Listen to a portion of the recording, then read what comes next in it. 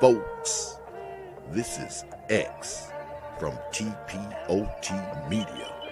Open your mind and wake your black ass up. You know what time it is. Hit that damn like button as you make your way in the door. Grab a seat, settle in, get ready. It's the Grown Man Hour with your host, my man, Bernard Riley.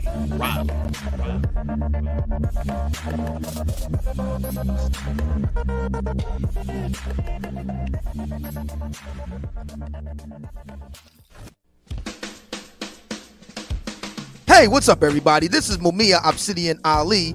You know who I am. I need no introduction, right? And you're listening to the Grown Man Hour with my man Bernard Riley, heard weekdays right here on YouTube. What do you think about that? How about that? Now let's get back on with the show. Thank you.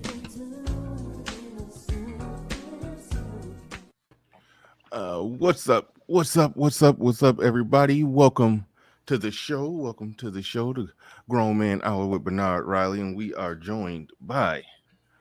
We're supposed to be joined by a number of people. I'm supposed to be putting together a roundtable discussion. Y'all saw Queen Q. She's still getting things ready to go. We got I'm about formerly known as Kevin in sales. I was about to go ahead and allow you to reintroduce yourself. They call you. No, I'm just playing. But go ahead. You're going by a different name nowadays. I think you started a whole new channel. Go ahead and explain that real quick while we get things going. Well, Bernard, thank you for having me on the show today. The new channel is Chaotic Truth. The topics are generally red pill, manosphere in nature, but also dibbling and dabbling with a little politics and any other thing we can think about talking. I think anything is open for discussion. So yeah, it's just it's a variety show, but definitely sticking with manosphere topics. Absolutely. All right, and I just dropped a link to that in the chat room. You post something in the chat room, Yep. and I could wrench you up. Real fast. But then everything looking good. Your camera work, like I told you off the air, you look like you got your camera working, your whole setup looking solid. Yeah. I don't know how to set my camera quite right. I mean, I know how to set it. Yeah. And then for some reason it doesn't save the settings. So every morning I got to come back and play with it. And I ain't get it quite right this morning. So I just said, forget it. We starting the show. We starting the show and getting on with it. But shout out to Early Bird Squad, those that make it in bright and early before we even get things started here today. Shout out to Uneducated Lame in the building, said, oh boy, this is going to be a good one. Salute to all. Shout out to Knox Pro. He says, the force of Harambe is amazing. He really be wilding out. Okay, I don't know about the force. I don't know what you're talking about there. Creation Muse in the building makes an interesting comment here. He says, wonder if they're going to mention mental illness like the white guy who choked the BW until he thought she was dead. People say no video, but they had the handprints on her neck and everything. I do agree that it does cause more reaction when there's a video. People was real quiet on the Ray Rice thing, and then when they saw the video, everybody lost their mind. Right. But anyway, to what he said right there, because I don't necessarily. Okay, I'll just get your raw reaction to what he's saying right there. Well, Bernard, to be completely honest with you, they are absolutely going to mention mental illness. It's of the benefit of the NFL to ensure this. Because of the situation with, and I'm familiar, and I'm assuming you are familiar with CTE, correct? Mm-hmm. So I'm pretty sure that CTE will be mentioned. Wait, hold on, real quick. Queen Q, turn when you're ready. Just turn your camera on and wave, and I'll see you in the back chat, and I'll know when to bring you up whenever you're ready. Yeah. All right. No, carry on, Kevin. Yeah, like I was saying, I'm pretty sure that CTE, which is a condition that affects, if I'm not mistaken, I think statistically, 75% of former NFL players. If anybody's not familiar with it, we're talking about, brain damage. it's going to be brought up. There's a lot Well, of they might not want to bring that up it, because that who's well for different but reasons. who's He they was though? okay. Let me Hmm. the NFL.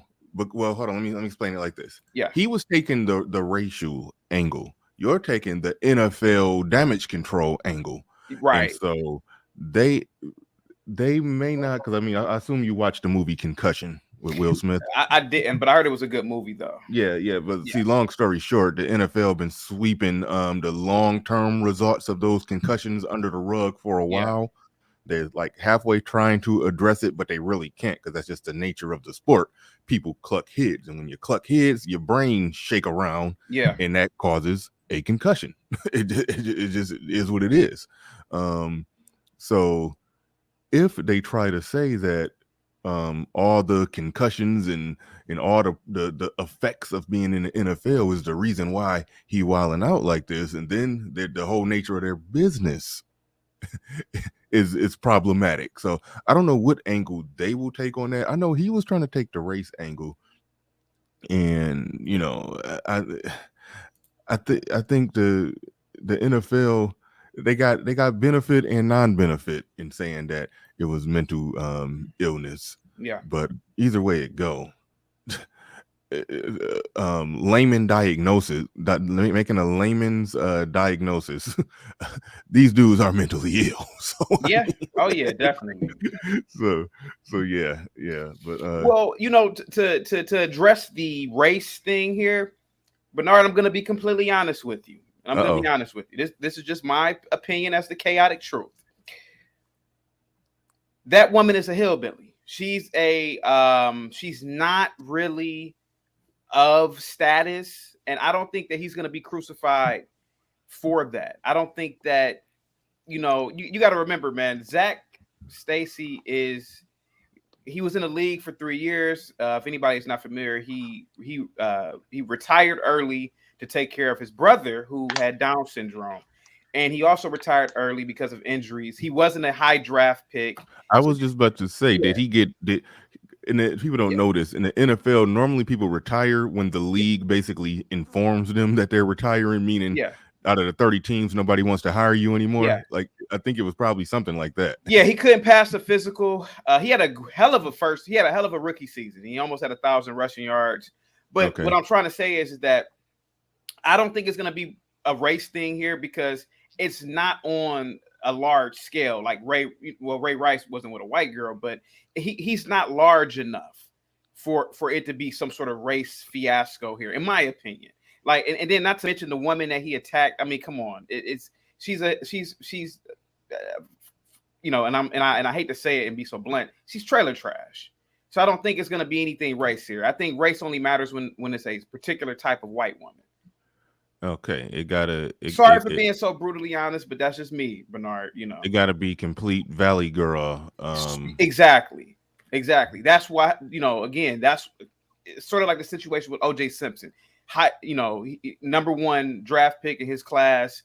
He's with a high value. Well, she was in terms of she wasn't a hillbilly, and so that's why I think it had more national coverage. And on top of the fact that he stabbed her 60 and times allegedly murdered her too, and but it was the body was on yeah, camera. but, I mean this, that got something to do with it. Yeah, but this thing with Zac is going to get thrown under the rug because he was I hate to say it, he wasn't really a good NFL player.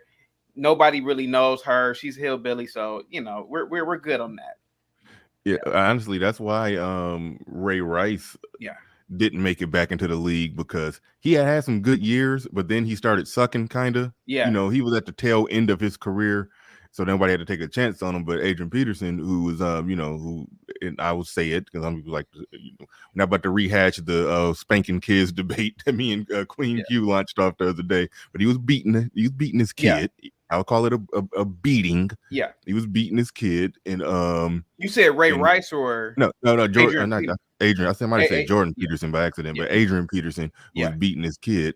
He he got back in the league. Why? Because he was still the best running back in the league at the time that happened. That normally has a factor in how much the outrage is going to be, how much the sympathy is going to be.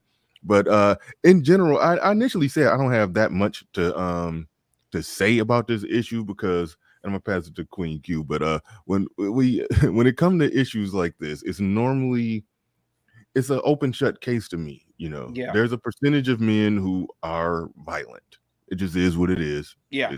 It's baked into the cake of mankind that there's a percentage that's violent. Yeah. And so the percentage is going to end up choke slamming the woman on a baby stroller, and it's going to it's unfortunate. It shouldn't happen. If it happened once, it happened too many times. But it's going to happen. It happened. It was caught on tape. If they find him, he should be prosecuted to the full extent of the law. Found him. Yep, they arrested. They did. That must have been this morning because charged I was with 2 felony counts.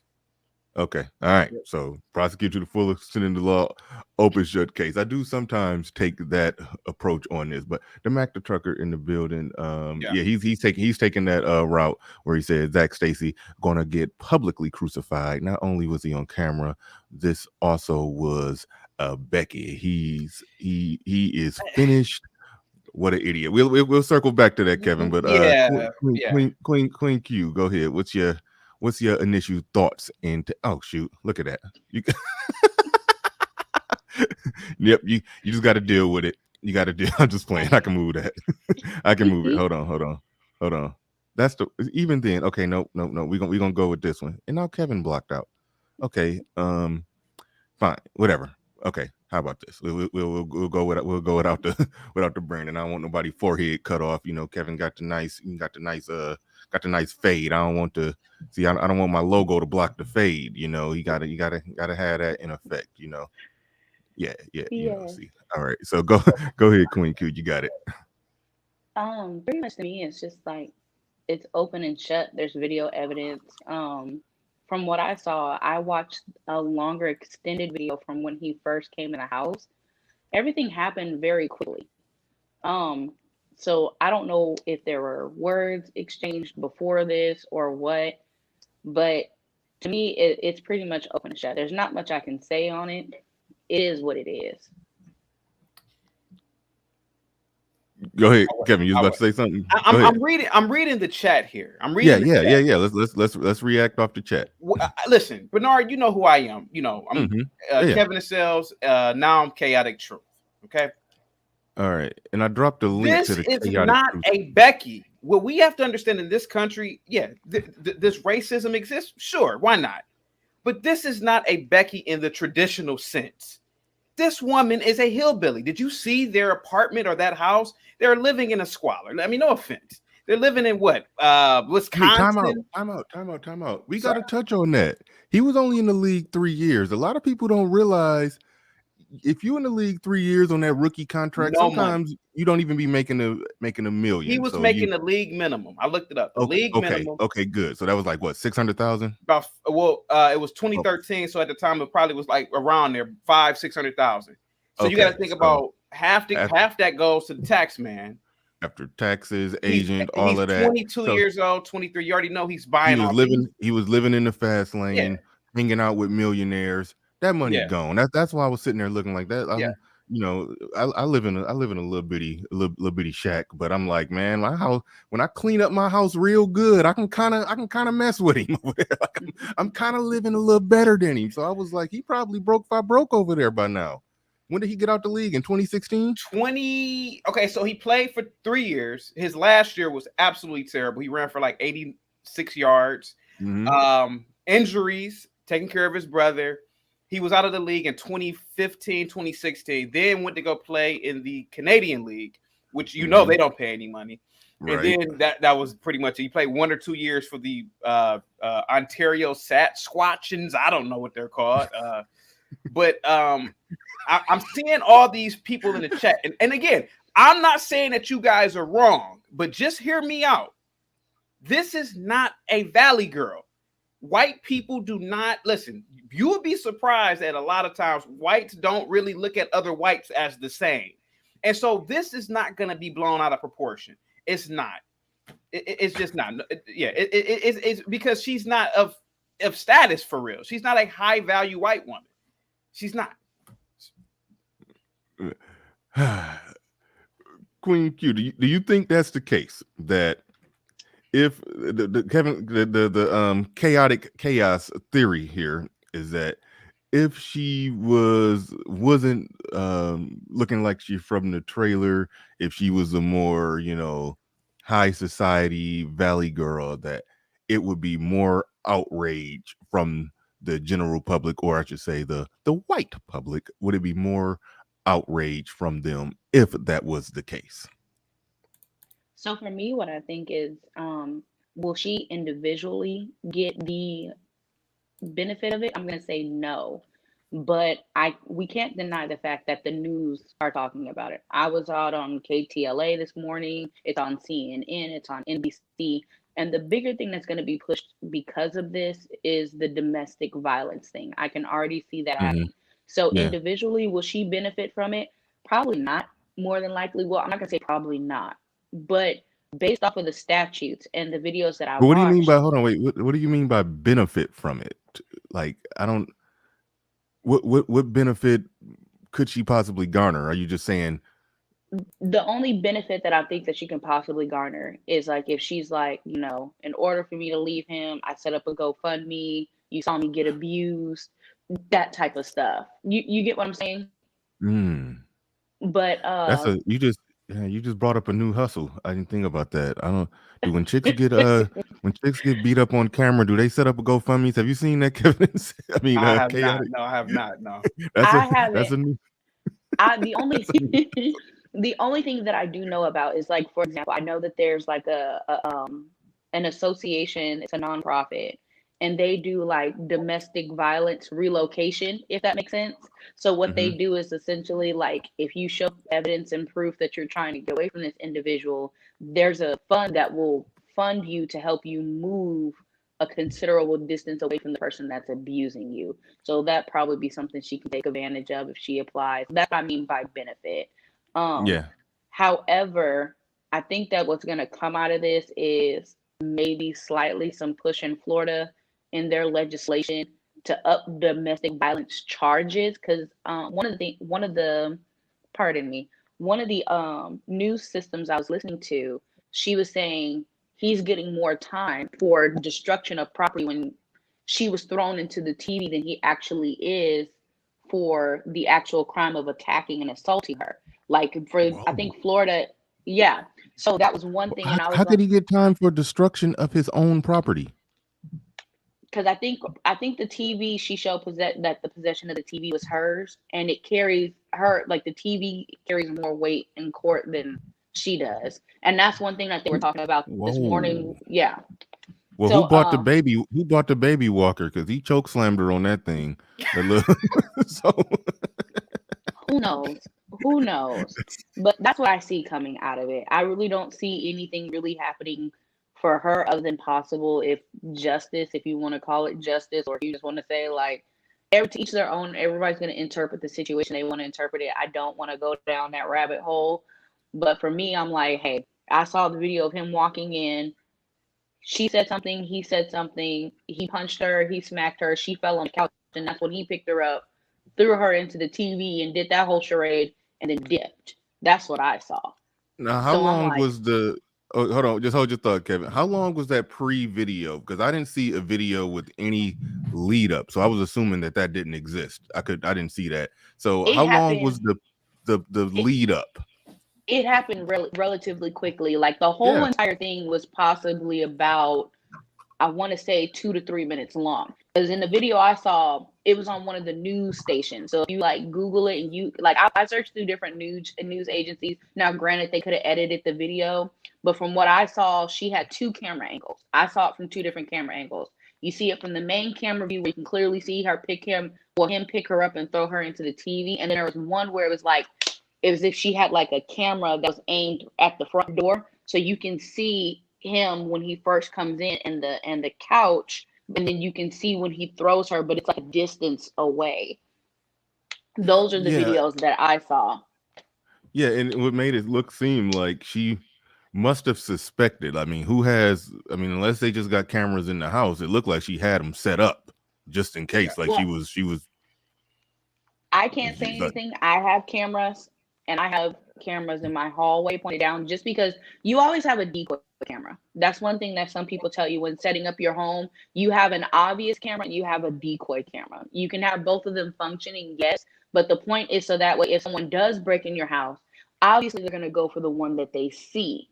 So that's your decoy camera versus the one that you actually have hidden that they're not going to search for because they've already felt like they've taken out the main camera. So who like that's things that like if you have like ADT, they'll set up and they'll tell you things like that too.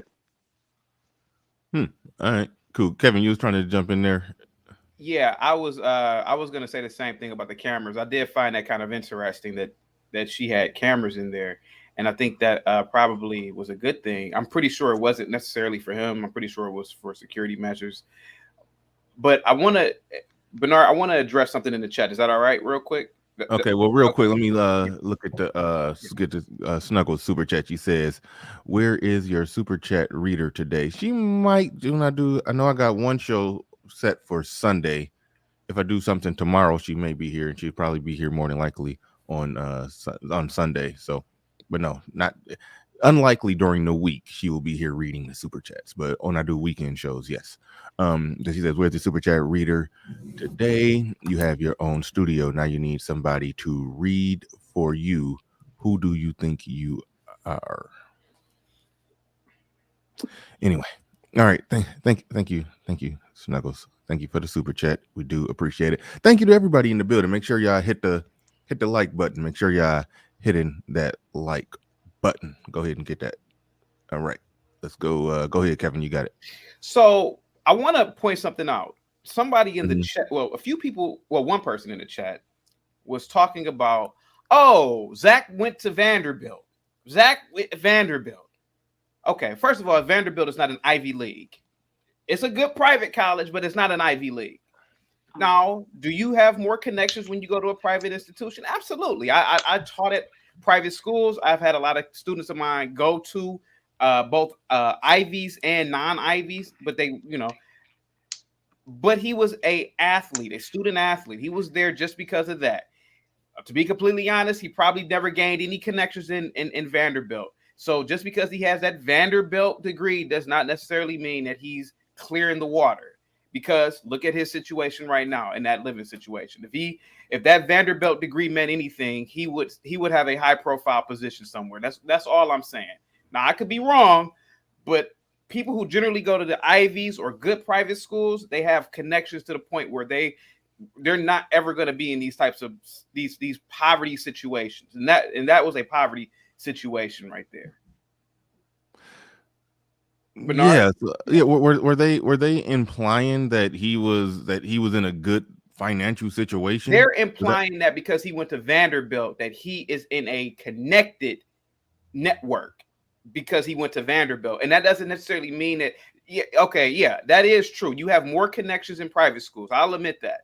But the fact of the matter is that I don't think that he has any connections in terms of anybody that went to Vanderbilt. He could, but I don't see it, especially getting in situations like this.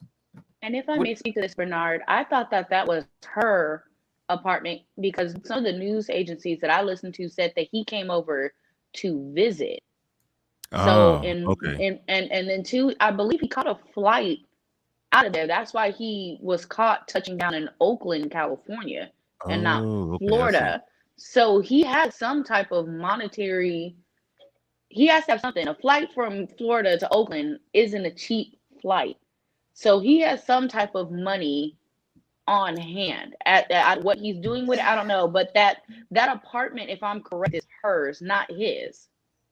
Yeah, but you could catch a Spirit flight for like $80, right? I mean, let's be honest. I mean, no. And now we're in COVID. Flights are cheap. Let's stop it. Stop. Not to say that you're wrong, but come on, man. Look, I don't know about Spirit, but I do believe that was her apartment. So I do believe that he does have some type of monetary funds. He's not out here just on the streets.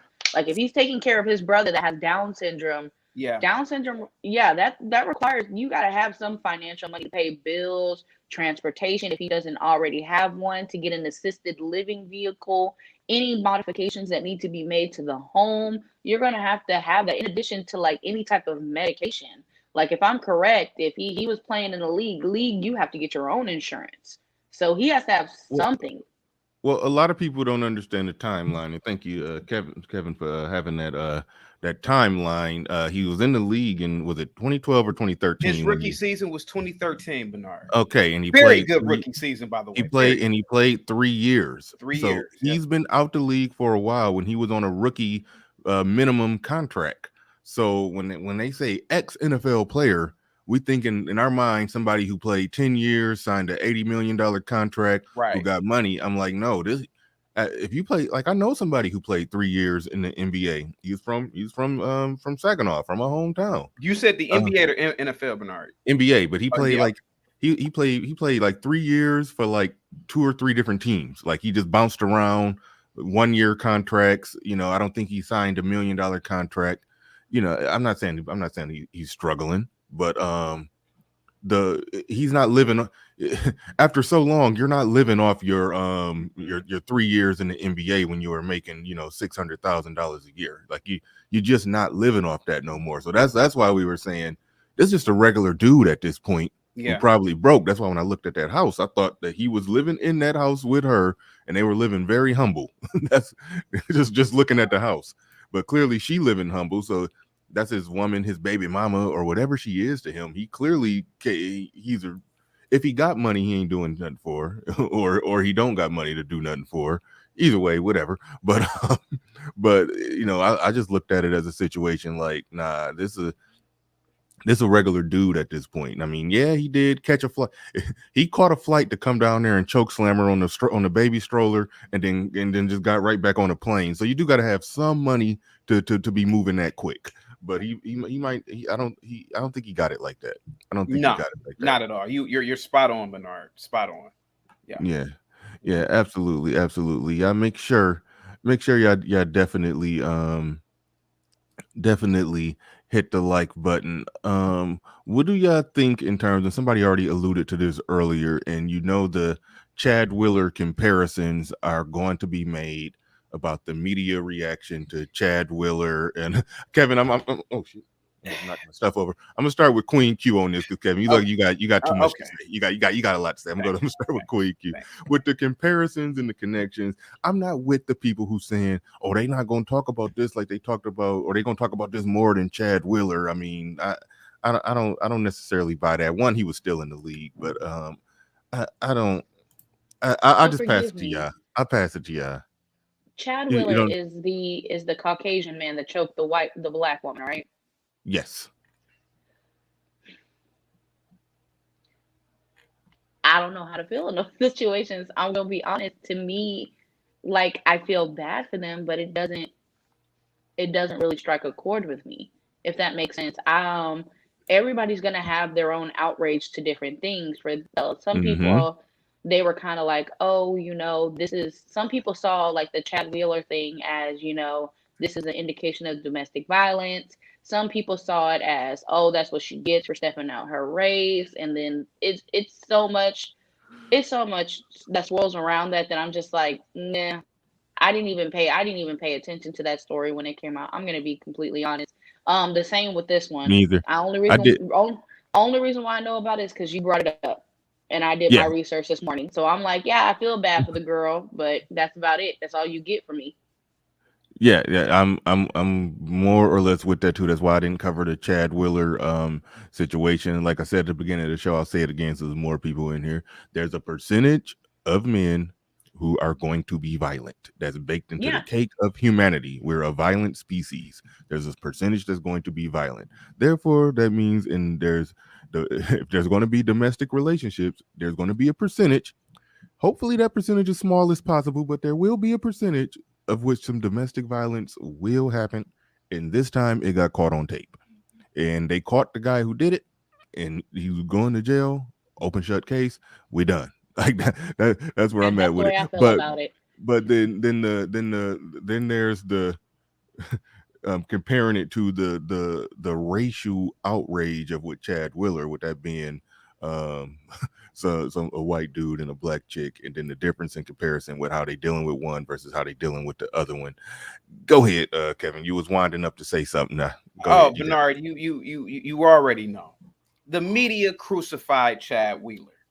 And let's be completely honest, before this happened with Chad Wheeler, nobody knew who Chad Wheeler was. I want to point something out. Chad Wheeler was waived by the NFL because of his domestic violence charge. How many black men have done a crime in the league and the league kept them? It is about your production and value. Ray Rice, yes, the league suspended him for 6 games. I can't remember exactly. But I think Ray Rice was done. I thought Ray Rice was no. Adrian Peterson got suspended and got brought back. No, I thought Ray Rice was brought back too. All right, well just go ahead. I'll Google it for you while you go ahead and let's just assume what you're saying is accurate, and I'll do the Googling for you. I'll do the Googling for you. Let me see.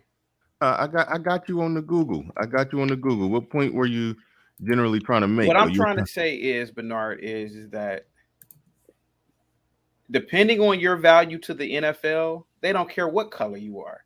The NFL, I mean, think about how many black players have committed crimes while active, and they came back. Chad Wheeler was crucified. I mean, so we're probably looking at the same amount of backlash with the Zac Stacy situation that you will get with Chad Wheeler. I don't think it's going to be amplified because he was black and the girl was white. I don't think so.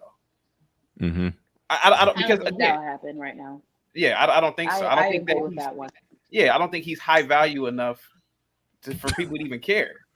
The league doesn't care. He hasn't played in the NFL, and nobody really knew who Zac Stacy was. I mean, other than like the a few Rams fans. I mean, who knew who he was? Yeah, what I'm looking at here, Ray Rice last year, and actually his last year was in 2013, and he didn't come back after that. He played 15 games in 2013, and he didn't come back after that, based off everything I see here. Ray Rice did not get back in the league, but here's the reason why. More than anything, he rushed for 321 yards. Is that passing or receiving? I mean passing, or is that? I mean, I'm sorry, is that receiving or rushing? Because that looked low. Okay, no, that was his receiving yards. That looked real low. Yards, but even then, okay, now I got his rushing yards. His rushing yards. Listen, he rushed for 660 yards. That's low for a starting running back. 3.1 yards per carry. That's low. So he had a pedestrian season. He started all 15 games and only had 4 touchdowns and 600 yards. The previous season he had 1,100 yards and 9 touchdowns. Before that, it was 1,364 yards and 12 touchdowns. You see, he was a productive player back then.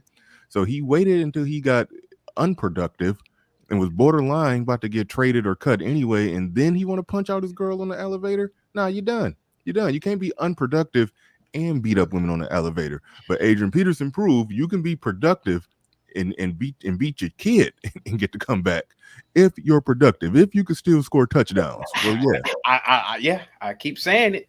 Yeah, so that's more so what it's about, more than the race thing, the protecting all women thing. None of that matters if you producing on the field. Yep. You will come back. Somebody will sign you. That's just the brute fact of reality when it comes to that. But shout out to everybody supporting the stream. I think I almost missed some super chats. Shout out to I see Pablo down there. Shout out to Pablo. Says second contracts are when pro athletes make generational wealth, not the first contract. Absolutely. Unless if you get drafted in the first round of the NBA, that one could argue that might not be generational. Well, I mean, it is if you do right by it, but the first round draft pick, or I should say like a lottery pick, the number 1 pick in the draft, I know he make like $5 million a year. So, but overall, once you get in the late first round, second round, those guys, they're making money like doctors. And you never heard a doctor say, I can retire for the rest of my life after 3 years of practice. Like, no. so that's pretty much the condition that somebody is in if they make it to the NBA or NFL for 2 or 3 years. So I want to point this out. Adrian Peterson was also a first round pick. Of course, first round. His pick was 7. So he could pretty much kill somebody and still play in the NFL. No, Adrian Peterson was so good. Before he did that, before he got suspended for I think a year, he was on pace to be the all-time leading rusher in the NFL. Like if if he would have had, like 4 more healthy, productive seasons, he would have broke the all-time record. Like, he was literally that good before that stuff happened. And then, he did that. Then he lost a year. He came back, was a little slower, had a few injuries, and then he just he finished out a career, but it didn't, it was potential loss. He could have broke the all-time record. Like, he was that good. Michael Merriweather in the building said he damn near left a BW for dead, ma'am. Is he going off on Queen Q? I think that was directed to me. Yeah. He got smoke for you. Go ahead and get him. I step back. Go ahead and respond. It's not really smoke. Like, I get it. I don't know. Maybe it's just me because I have a very different point of view. I'm like, to each their own, essentially. I'm married. I fall under the protection of my husband. So I'm like, was she married to him? What was going on? Like, this is the person that she chose to be with. Not trying to be heartless. I really don't care. Do I feel bad for her? Yes, absolutely. Would I want that to happen to anybody? No. But at the end of the day, there's countless women, unfortunately, that are in these situations. I don't know them. I don't go out and search for them. I can't go fight this man for her. That's why I really didn't. I don't care, unfortunately. I saw it. I said, oh, that's horrible. I wish her the best. And I kept it pushing. Like, her getting beat doesn't stop my flow of time in the day. I got things I got to do. And that's real. That's the unfortunate brute fact of reality, that when you live a life to where you ain't nowhere near that type of nonsense, it's like it's nothing you can do or say about it. It's like, some people stay in that situation, and we could break down the psychology all day of why people be in those situations and why they stay there and blah blah blah blah blah. But at the end of the day, if she don't want to deal with the choke slamming ex NFL running back, like, you can figure out a way to not deal with him and get him out of your life. That's why I always say we live in a great country with a great system. People can criticize it all they want, but she can do what she got to do to make sure that he can't get stepped back into her life again. Go ahead, Kevin. I forgot this, because this happened so long ago, and it just came to my mind. Ray Rice was reinstated, and the only reason why he never played again was because no teams wanted him. But he was certainly reinstated. That's what happened. So yeah, his value to the league. What's his name? Goodell, the commissioner. Goodell. Yeah, Goodell. Yeah, I don't know why I said Goodell. Yeah, Goodell. He reinstated him. It's because of his value. Yeah, he brought no value. He got to get picked by a team in free agency, which didn't happen. I had totally forgot that. He brought no value. Like, that's 600 yards. Let's just pull out a calculator real quick. And that's 666 yards over 15 games. Just to say his value, 660 divided by 15 games. That's 44 yards per game. Yeah. Okay. So if you have the option as an NFL GM, you're trying to put together a team, you could pick the guy who can get you a measly 44 yards, who didn't knock out his woman on the elevator on camera, or you can pick the guy who can get you a measly 44 yards, who did knock out his woman on elevator on camera. You're going to pick the guy who didn't do it. Exactly. So with Adrian Peterson, you just couldn't find somebody who was going to rush for 2,000 yards. Beating his kids or not, that's not. Can't find it. You can't find that. So yeah. But shout out to Al Boogie in the building. Says it's hold on. He said it's all right. Don't read my membership chat. I'm going to tell everybody you use all the new now in beauty. What? You use all the new now in the beauty supply store. I don't know what new Nile is. For me, even though like my waves ain't popping today like they was on the last stream because I was in a rush this morning. But it's straight Murray's grease and a do-rag. That's all I do. Murray's grease and a do-rag.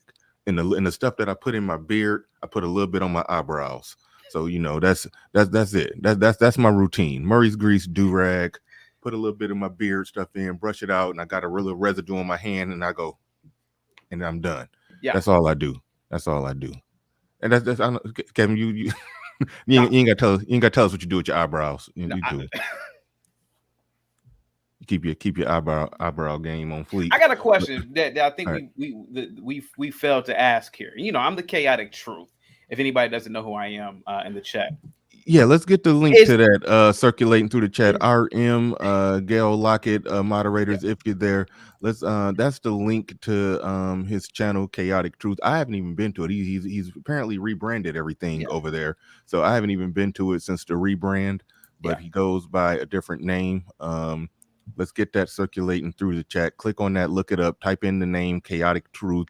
And let's get that spammed out through the chat room. And real quick, hold your thought, Kevin. Real quick, Queen Q. I know you don't exactly. Do you exactly? Yeah, you started posting content yet? Oh, I know you got like technically got a YouTube channel, but I don't even think you're doing no content over there. Or are you?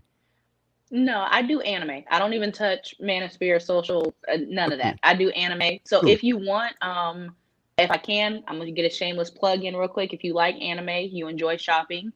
My website is officially up, and the merchandise that I sell in my physical store location is online. We just got a shipment in, so after I finish here, I will be on my computer uploading different images and stuff. Like one of the things I got in that I personally love is my wall scroll of Misaka in the background. But I was just about to ask you. Hold on, wait, time out. I was just about to ask you about that. Who is that bad half-naked woman in the background? Oh. So that's Misaka. She's from Attack on Titans. She's already sold out. That wall scroll is already gone. So I usually do very well on changing out my wall scrolls in my anime room and stuff like that. Like I just got my husband to hang this one and this one. I have a Cowboy Bebop one that needs to go over there, but I got to figure out where I got to get my sign. I got to hang my sign posters up too. So, but I do anime content. All right. Put the link to that. Well, no, you got a range, so you should be able to drop the link to all of your stuff. Then hopefully the moderators will pick up the link and then spam it out through there. If those of you that are into anime, definitely want to go there and check some things out. Go there and check some things out. And the link, and put the link to your channel in the back chat. I'll still drop that there. Understand that you stay away from these type of these issues on your channel, and I don't blame you. You come over here for that. You come over here for that, but you keep it away from your channel. And I definitely understand that.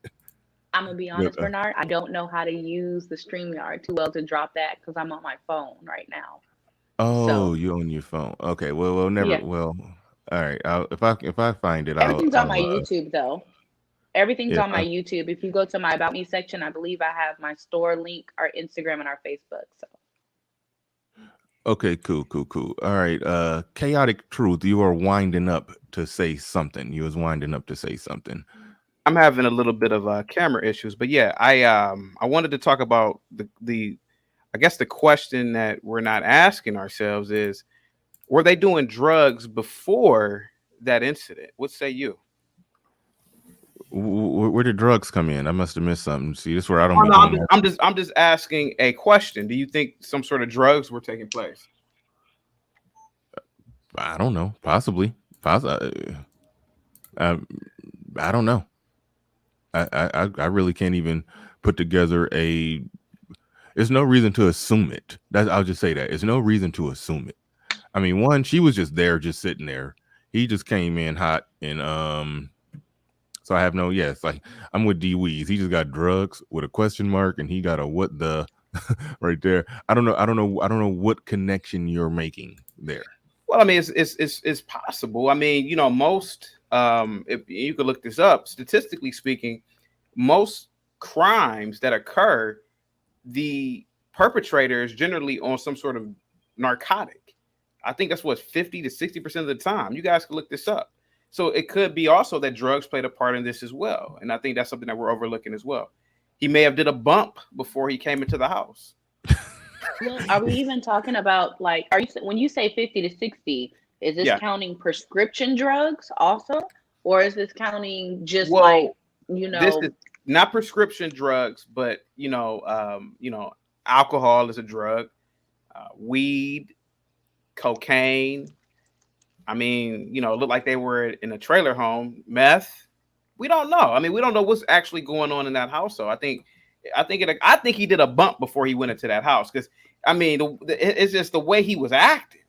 She was just sitting there. He came in there, on I'm about to kill this white woman. What do you think, Bernard? I mean, if somebody told me he did a line of cocaine before he walked in there, I wouldn't. Yeah, he might have did a Sound- bump. sounds possible. Sounds plausible. Yeah.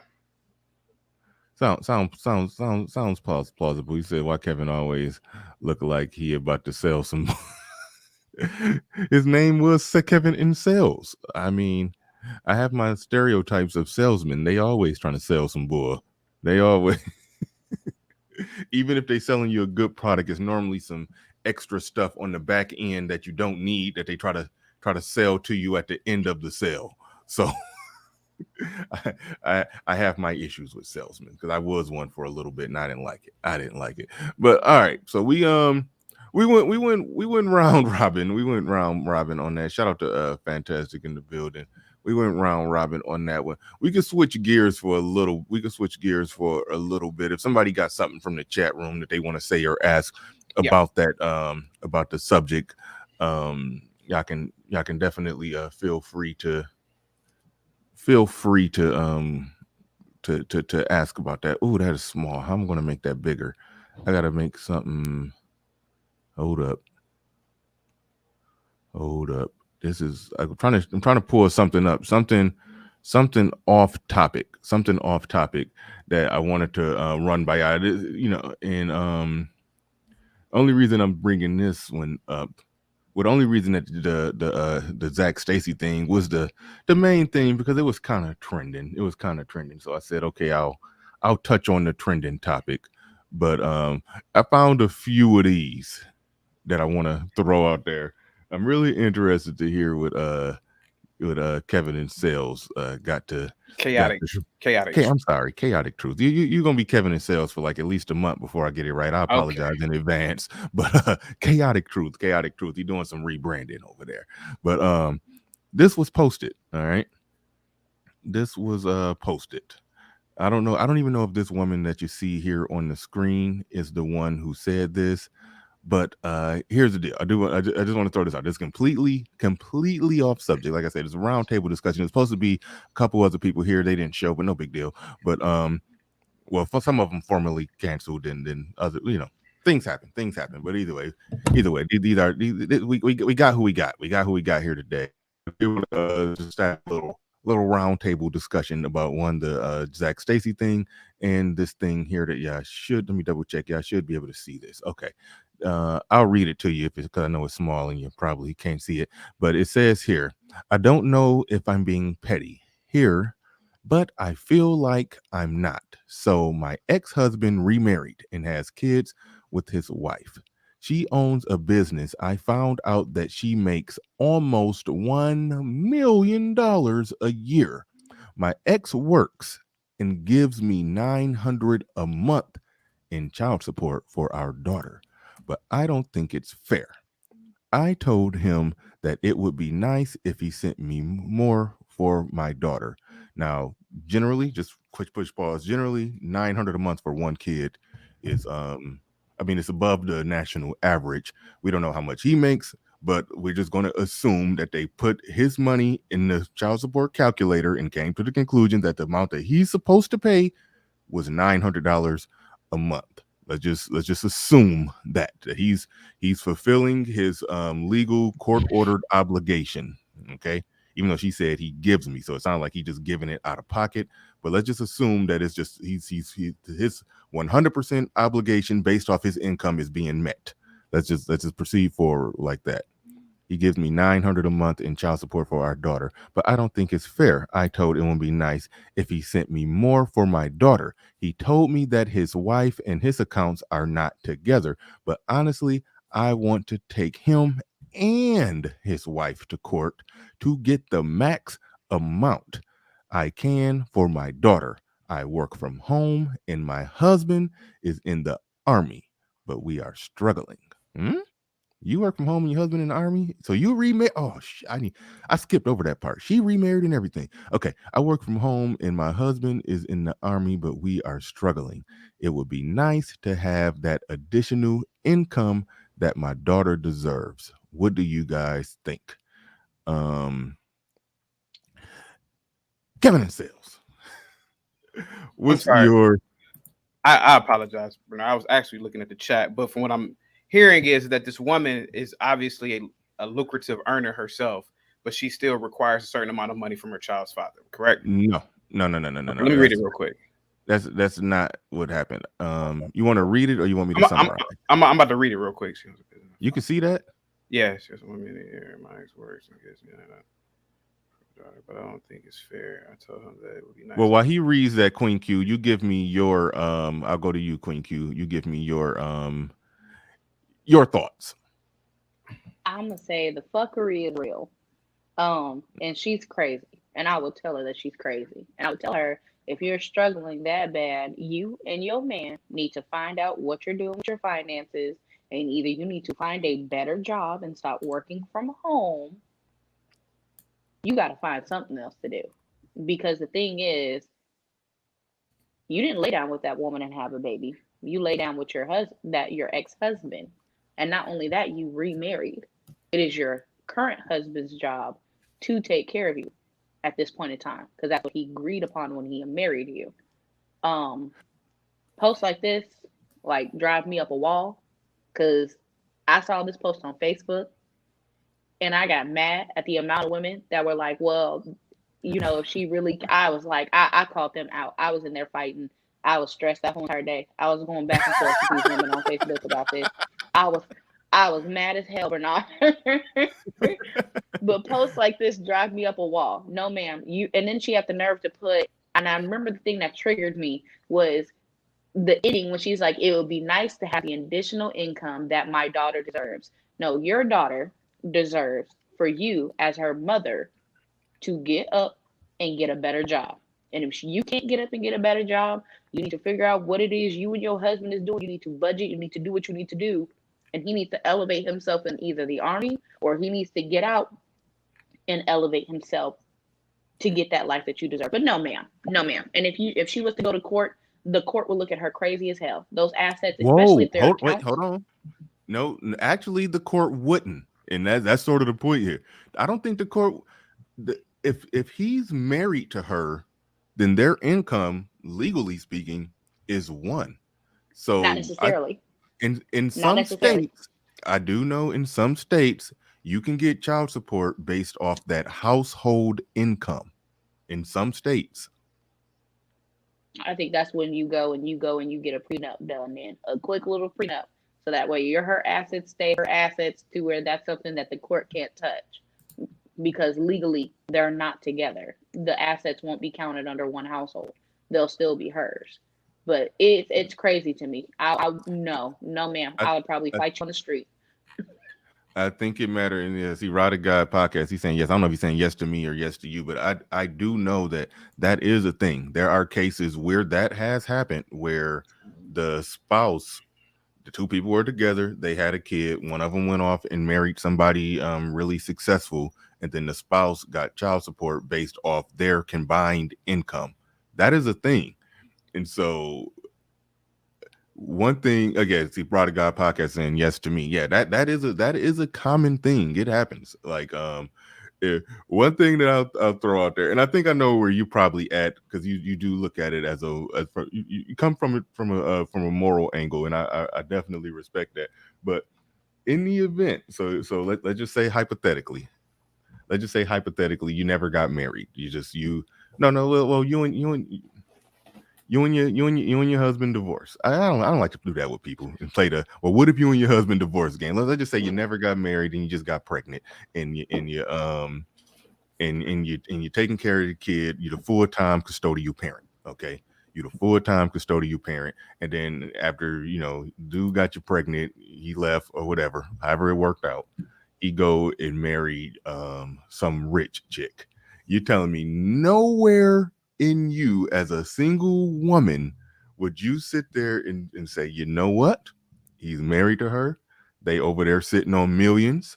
I'm over here on a normal, humble income. I'm working, but I got a chance to siphon $3,000 a month from their millions. You saying nowhere inside would you do that? Let me pull it on, see you. Oh, yeah, I can't see her face. I can see you because I'm looking at the back chat. Okay, She thinking. No, I'm laughing. No, hold on. I'm laughing at the thought, because I know I'm gonna get some fire for this, but I would never be a single mother.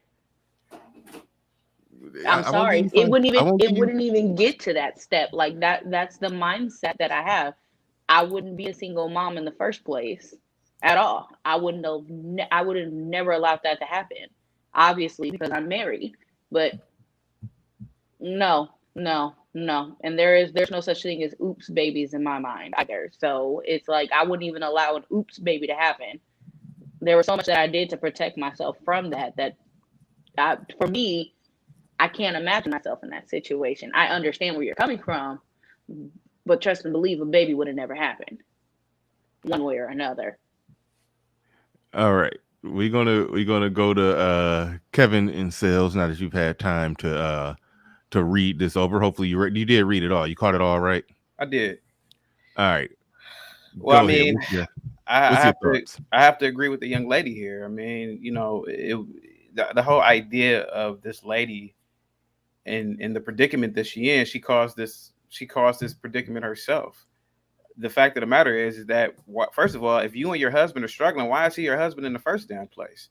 Second of all, I mean, $900 a month is more than enough in child support. You know, I used to work for the courts.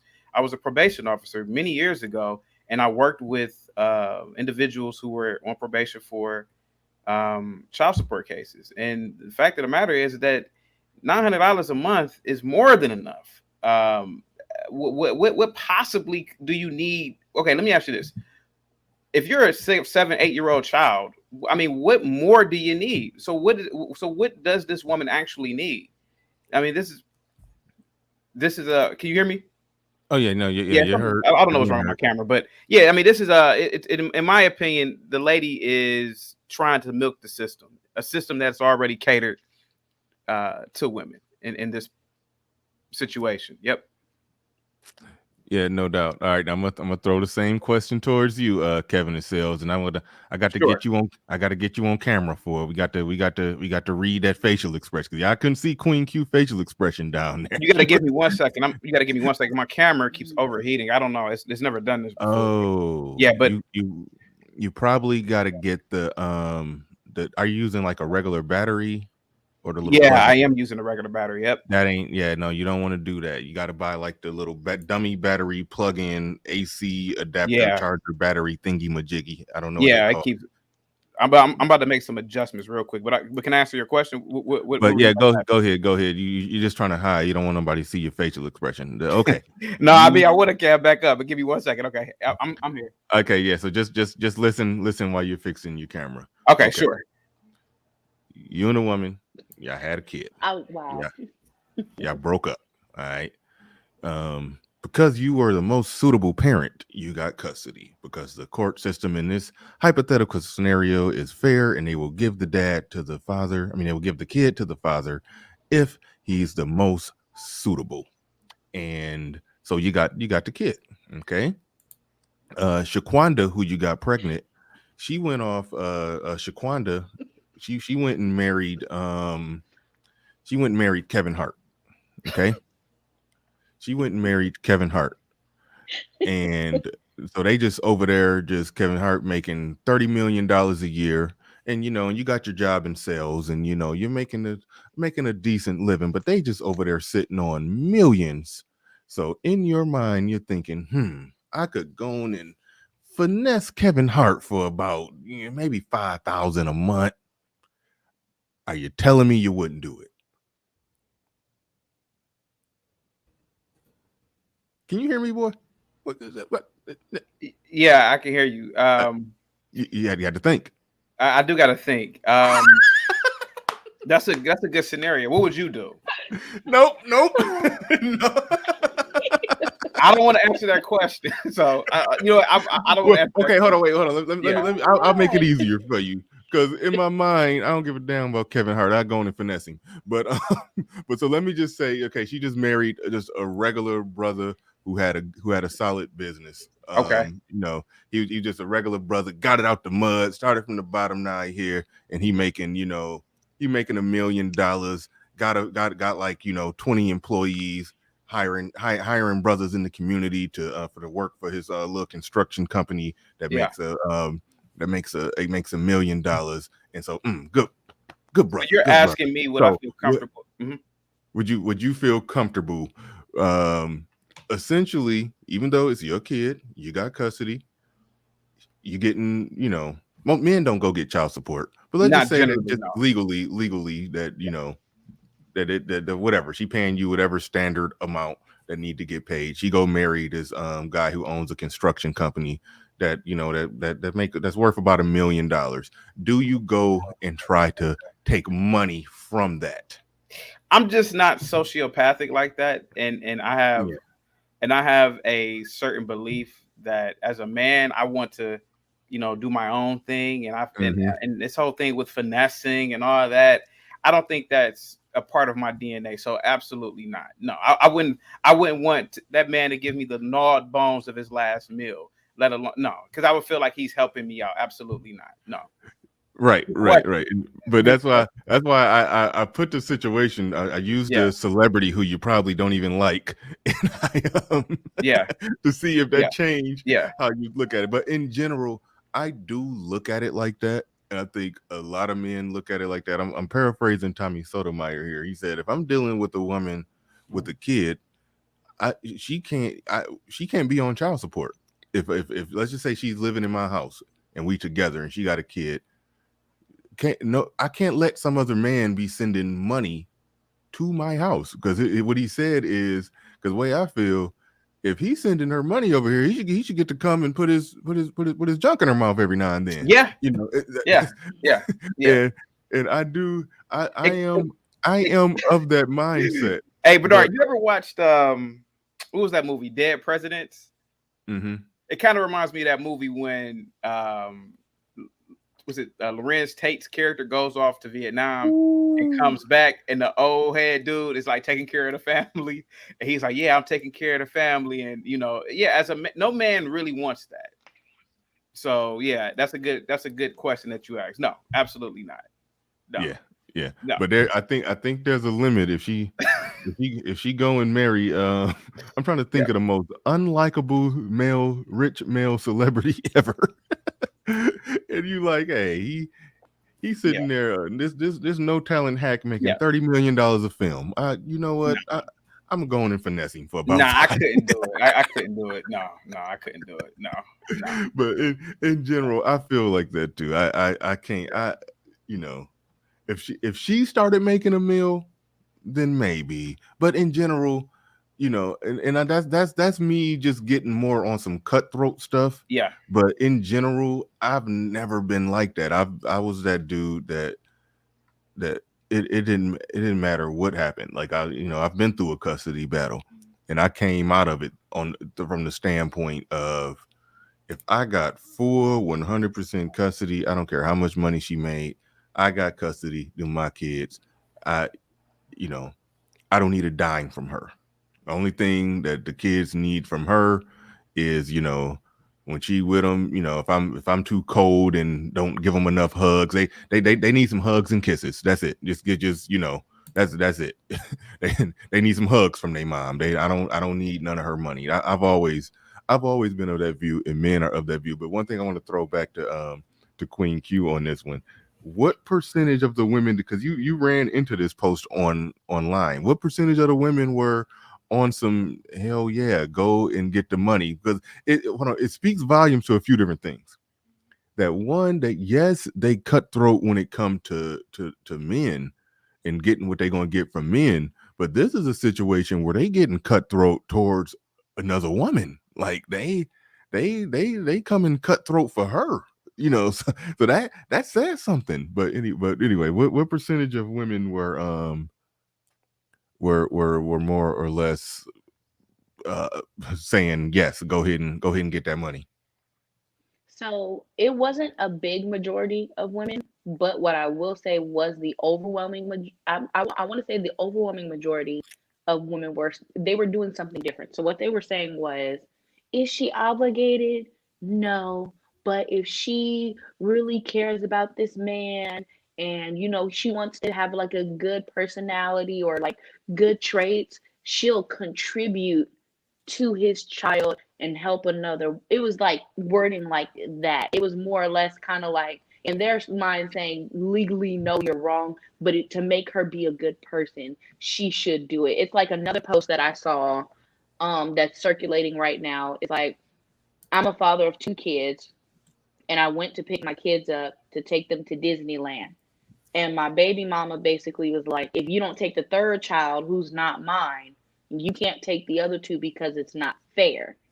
And it was like, and then the post was like, should I financially be responsible for this child in that way? I was like, absolutely not. Fuck that child. You have your 2 kids that you take care of.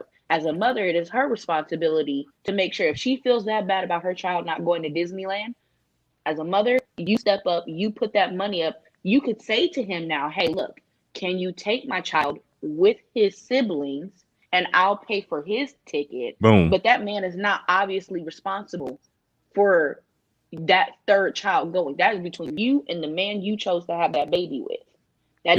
That's not his. And some people in that post were doing the same thing where they're like, well, is he obligated? No, but it would be nice. And I'm like, no, he's not obligated. If it's something when it comes down to that, and you should pay for it.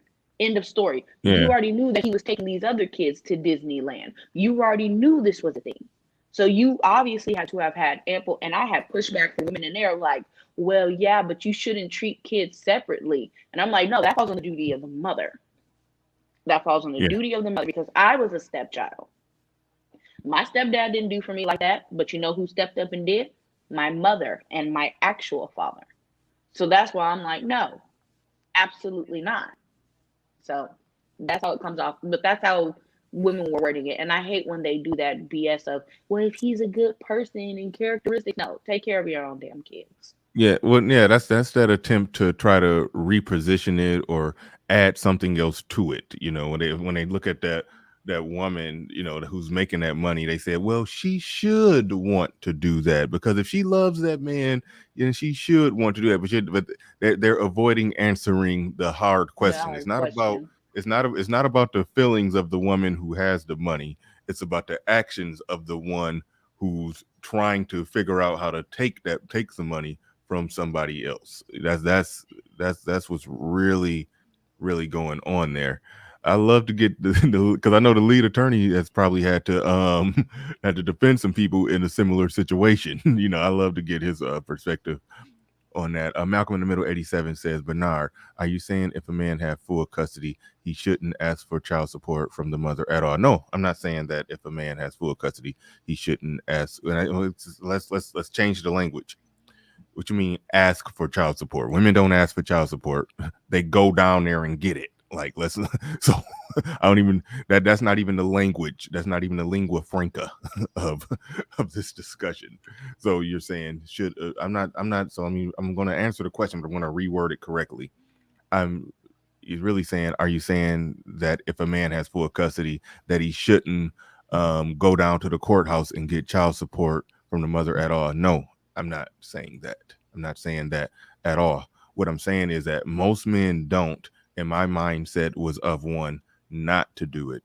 But there is a part of me that's thinking, you know, more cutthroat when it comes to this kind of stuff, because I know my personal situation and in the situation of a lot of men, that woman, she's going to go down there. If all she could get is $10 a week from him, she's going to go get it. She's going to hold his feet to the fire for that $10. And if he's so broke that he can't pay it, then oh well, let him get locked up. You know, that's they got that type of, a lot of them got that cutthroat mentality. So a part of me does feel like men just need to be that ruthless and that cutthroat. And then if situations prevail to where, okay, I could pump the brakes and not be as cutthroat, then okay, step back. But I also like to operate in good faith. And there's a certain amount of morality with me where I just, you know, these my kids, and if they in my custody, I'm taking care of them. I'm not going down there to even play the whole courthouse game. That's just me personally, but I'm not saying what he should or shouldn't do. I'm divided on it. I'll say this. This is the part where I'm divided. I think that is wrong, and I think that it should be the case that when a child is born, whether they married or not married, it should just be automatic 50-50 no matter what. And if somebody fails to show up consistently, then you default to the previous system of setting up some child support and court ordered schedule. I think that's ultimately how it should be, but the default should be 50-50 custody, no child support. That's where I'm at with it. But because the current system is what it is, I would never criticize a man for saying, no, I got custody and I'm about to prosecute everything to the fullest extent of the law. I got to the point where I no way, shape or form would I criticize a man for that. So you've worded your question incorrectly. I talked about what I wouldn't do, what I personally wouldn't do, or what I personally don't do. But what other men do, nah, I'm with them. I'm with them going to do what you got to do, because it's been made clear that it's a jungle out there. So if we can sit back and be moral all we want, and everybody else taking advantage. So that's what I've been converted to, that way of thinking. I've been converted to that way of thinking, unfortunately, but just my own personal moral character. How I operate is different, though. I hope that answered your question. I was very long-winded on that. I apologize. No, you're good. You're good. But yeah, hit that like button. I'll toss the link in the chat for somebody else want to come up on this. I'm going to be doing round, like ideally I want to get at least a total of 6 people. I'm going to be doing like roundtable discussions where it's going to be on camera, when I do this. I just be brutally honest. I want to sort of copy the style of the Lapeef Network. I like what they do over there, just to be brutally honest with that. But for the first inaugural address of this, I'll put the link in the chat. People can come up. I preferably on camera, but if you're not, that's cool, because I only got like half the people that I reached out to to show up. So the link in the chat. Anybody want to cover any of the topics, whether it's the Zac Stacy thing and its connection with the Chad Willard thing, if you want to go back to there. I want to talk about the subject that we just trespassed on. If you want to get into that, we could talk about that. We could talk about either one that you want to talk about. The link in the chat. You don't got to be on camera, but I am going to be doing shows where everybody, I'm going to do this every day, but I will do shows where it'll be roundtable discussion and people are required to cam up. Bernard, but not every day. Go ahead. Chaotic. Okay, I forgot. Chaotic truth. Can I be completely honest here, and can I, yeah, you got be a little bit long-winded here? Go ahead. You got it.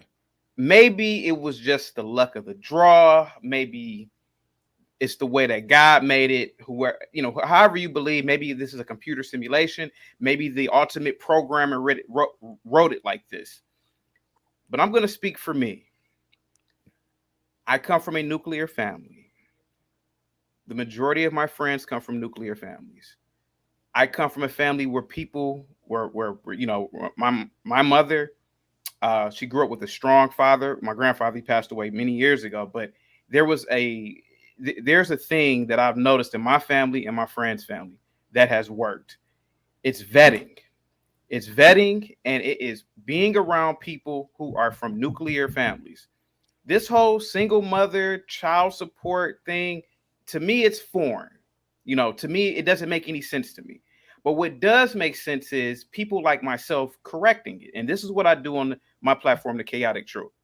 Now, I know it sounds harsh because, large numbers of Black people especially come from single parent households. They come from these households that end up where the mom, the dad, are, some sort of child support fiasco. But it generally starts with the beginning interaction. I tell a lot of men this. Now, hear me out for a minute, Bernard. Now, if you are a man, I highly suggest you date a woman who comes from a nuclear family. Let that just be the benchmark. Because if she's from a nuclear family, then there is an expectation that she becomes married herself, that she doesn't have a child outside of wedlock, and she tries to work in a domestic manner to maintain the family. It should be shameful. Hear me out.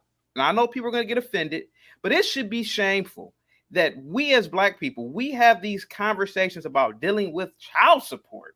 We should not even be in a situation like that. When you go to the courts, now mind you, I worked in the courts. It was one of my first jobs after college. I hated it, but I saw it. You didn't see Asians, you didn't see Jews. You didn't see those people in there because they get married, they properly vet, they get married, they keep their families intact. Now, it may appear like that on the surface. I don't know what goes on in a lot of their homes, but it for damn sure appears like this.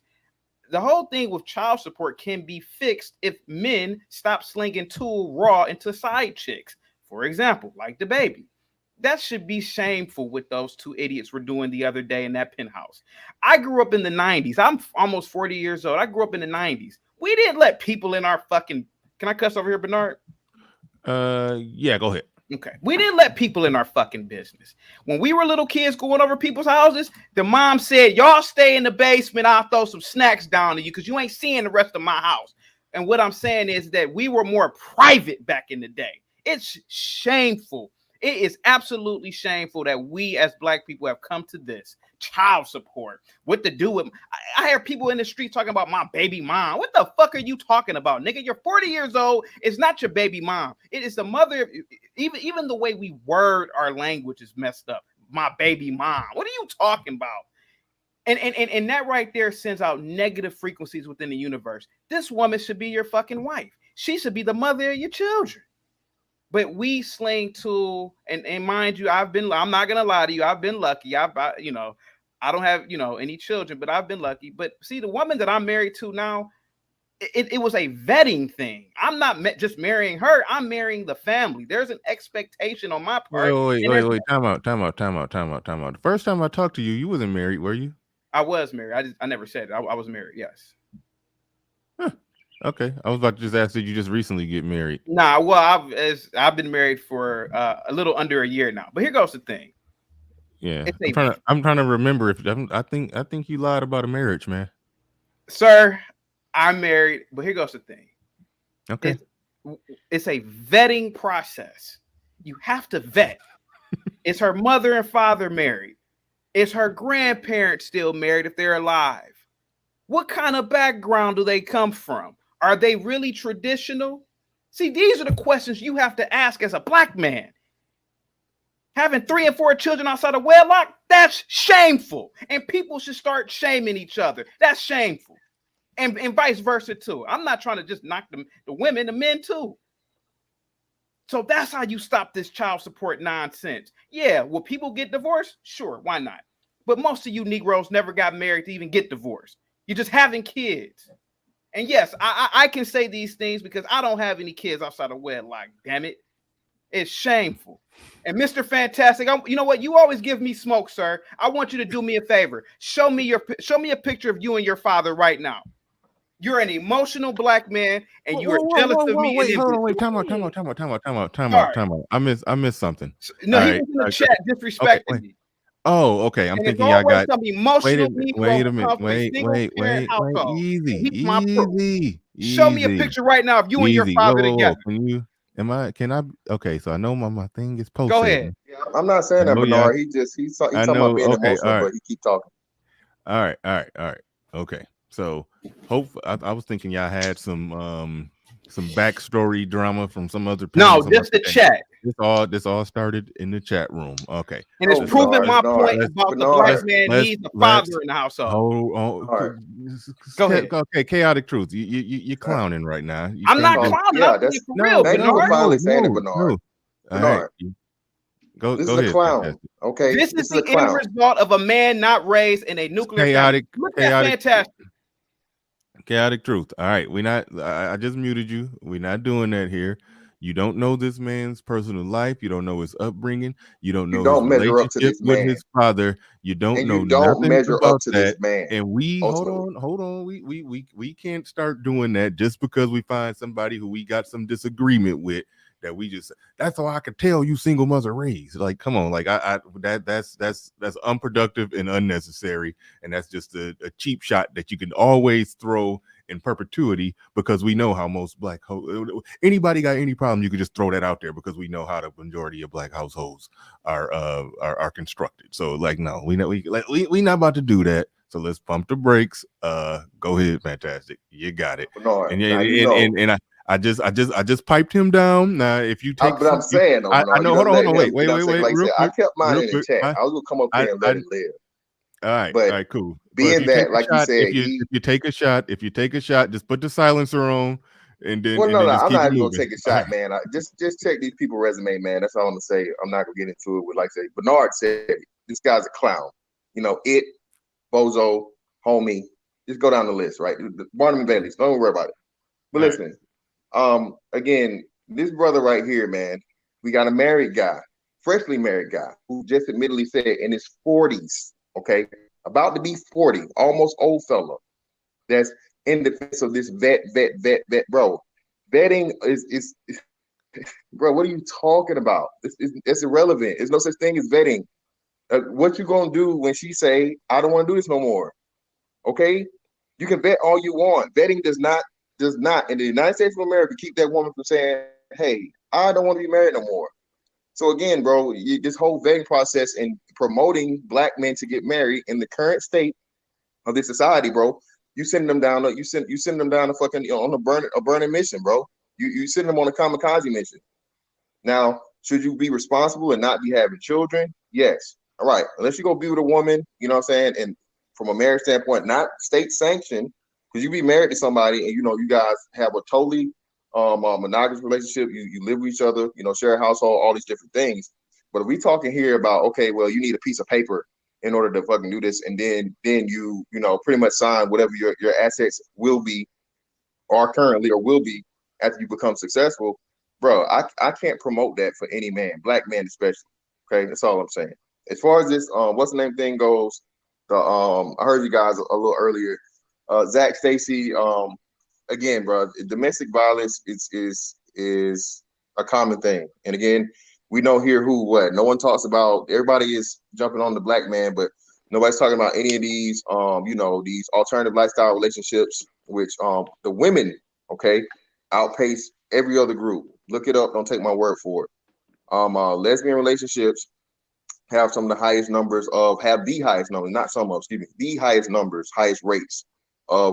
highest rates okay, of domestic violence. I don't know if you guys remember this, but it was the US soccer team, women's soccer team. She was the goalie, and she whooped everybody. She whooped her sister, she whooped her nephew, and everybody breezed over it, and nothing was really said about it. But again, and it's not in defense of it. Domestic violence is wrong. Hey, if you with a woman that you got to hit, you shouldn't be with her, man. Leave, go do your thing, go somewhere else. There's plenty of options out here.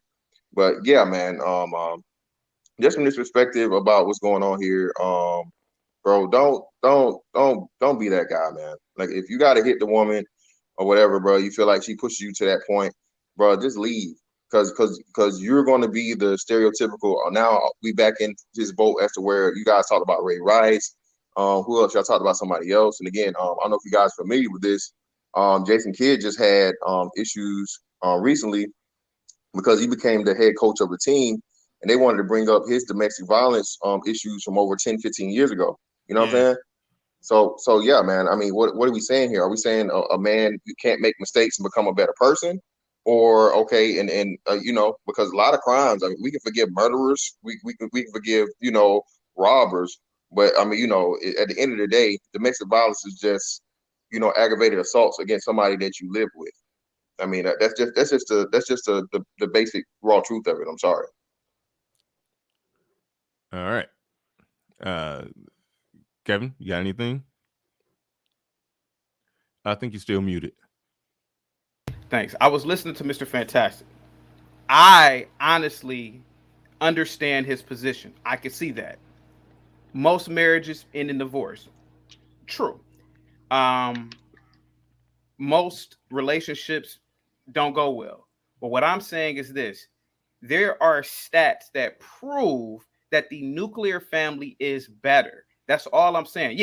Yeah. 50 Cent didn't go to college, and he's more successful than everybody that I knew who went to college. Yeah, that's true. But the fact of the matter is that by numbers, there are more successful people that are collegiately trained than non-collegiately trained. Yeah, okay, I agree with that. You know, being in a certain institution doesn't guarantee anything, but if you just look at the numbers, and everybody knows this, children from single parent households do not generally end up more successful than children from nuclear households. So it is best for men and women to vet each other, vet the family. That should just be a benchmark, Mr. Fantastic. I'm not saying that you're wrong. I actually agree with you. You are right. There are I know I'm not wrong. Yeah, right. You're not wrong. Yeah, every well, hold marriage. on. Let me hold on. Wait, fantastic. Let me you, put it to you. Let me put it to you this way. I want to try to get more specific with it, because I agree with you. You can vet somebody, and they could be absolutely perfect, and everything could check out. You can marry her. Well, you don't know what this person is going to be 5 years later, or where their mindset is going to be 5 years later or 10 years later. So where I say the vetting is important, the problems that the baby that we just saw in the video with the baby, you can vet for that and make sure that you ain't with some hood chick that's about to be doing some ignorant stuff. Like, that can be vetted, but you could, the woman who got her head on straight, yeah, you go ahead and sign them legally binding documents with her. You don't know what she's going to be 10 years. That part is really hard to vet. I'm speaking strictly in marriage, of course. Like I say, you can make this red flags and character trait assignments, and all those things. Of course, again, be careful where you put your package, bro. You know what I'm saying? Be careful where you plant your seed. But can I expand on question? Huh? Well, hold on, real quick. I got to address something you said. Listen, we keep using data and statistics that's over at this point, hundreds of years old, right? And what hasn't happened is people haven't realized that we're in a totally new society as to where those numbers are not yet irrelevant, but we're into so yeah, I'm an 80s baby. So we're pretty much now we're 30 years removed from the final like divorce wave, like where divorce really started picking up and women started getting divorces at the highest rates, and starting in like the mid to late 80s. So what's happening is, and the single mother rate also drastically increased also. So we keep going back and we keep referencing back to these numbers that were relevant, 20, 30, 40, 50, 60 years ago, of course, but that was for those times, those societies. What people aren't realizing or seem to be missing is, again, like I said, once the boomer generation dies off, you're going to start seeing the true numbers about how detrimental marriage is. And I just talked about this the other day. Even in they did a study from 2006 to 2016. There was a dramatic raise in divorce, just a 10-year gap. So if that trends, and it is going to trend in that way, we keep talking from this thing as to where everybody's going to be married. There's going to be nuclear families. It's the same principle of where they're telling us it's pretty much not going to be the white race is going to be the minority over the next 30 years, right? Because of all the intermixing and all these different things. Bernard, may I speak? Yes. Okay. Mr. Fantastic, I don't know you personally. Those things that I said earlier were just me shooting the shit. But what I do know is this.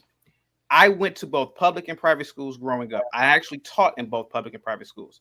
The children of single parent households, non-married parent households tended to be violent, tended to be overly emotional, tended to be thieves, liars. And I'm not talking about it's cute when a kid lies and says, "Oh, I didn't eat the cookie." I'm talking about kids who were like they were deviant with their lying. I understand that. So, I'm not denying that. Can you agree that there is some sort of neurological connection that a child needs from both parents being in the same household? That's all I'm saying. No. There's psychiatric and psychological study that adds to that in the numbers. To what I'm telling you is I'm not denying any of that. Right. What I'm telling you though is that we're in a whole new world. Okay, no Aladdin. Everything is different now. The majority of households, whether they be white or black, even now with white families, a substantial amount. I don't want to say majority. I want to say it's at 51%, but I know their single mother rate is somewhere upwards of getting close to 50%, if not already at it. So this is what I'm trying to say. This is what I'm saying to you. The way that American society is moving in general, okay, it's just like, and even shout out to Passport Bros and whatnot, what have you. But I just learned this before I left. Hell, apparently, and even in South America and stuff, Hell, they single mother rate is higher than black women's is. So again, this whole thing, bro, is where the whole world is getting away from marriage, and we keep trying to hinge everything to marriage. Like it's not going backwards, bro. It's not going to go back. We're unless you have a some EMP hit or whatever, and we start over in a technological age. This whole marriage thing and happy nuclear family thing is just not a reality anymore. I'm sorry. That's the sad honest truth, man. Sad ugly truth, I guess. I'm sorry. So I guess what you're saying is that you agree with marriage, but you're saying because of how the world is moving towards more, because of technology. I don't agree with state sanctioned marriage. No, I agree. Yeah. I agree with a marriage in the sense of there's a man and a woman. They care about each other. They have the same morals, principles, values for the most part. Of course, no relationship's going to be perfect, but they agree to live their lives out together and raise a family and be in a monogamous, trusting relationship. I don't believe in the state getting involved and again putting only one party at risk of loss in a relationship. You actually all the marriage is asking the state to acknowledge your relationship and to be able to give you permission to do not only with your relationship or with your children. Okay, and it's just something I know because I'm going through divorce currently. I have to ask the state permission to, can we break up, please?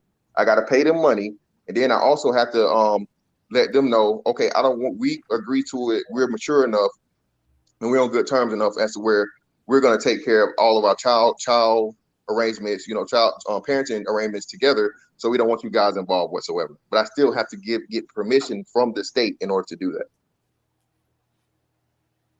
Right. So it sounds like your biggest disagreement is state sanctioned versus non-state sanctioned. I think Fantastic understands clearly something that shout out to Ed in the chat. He said, we all know that.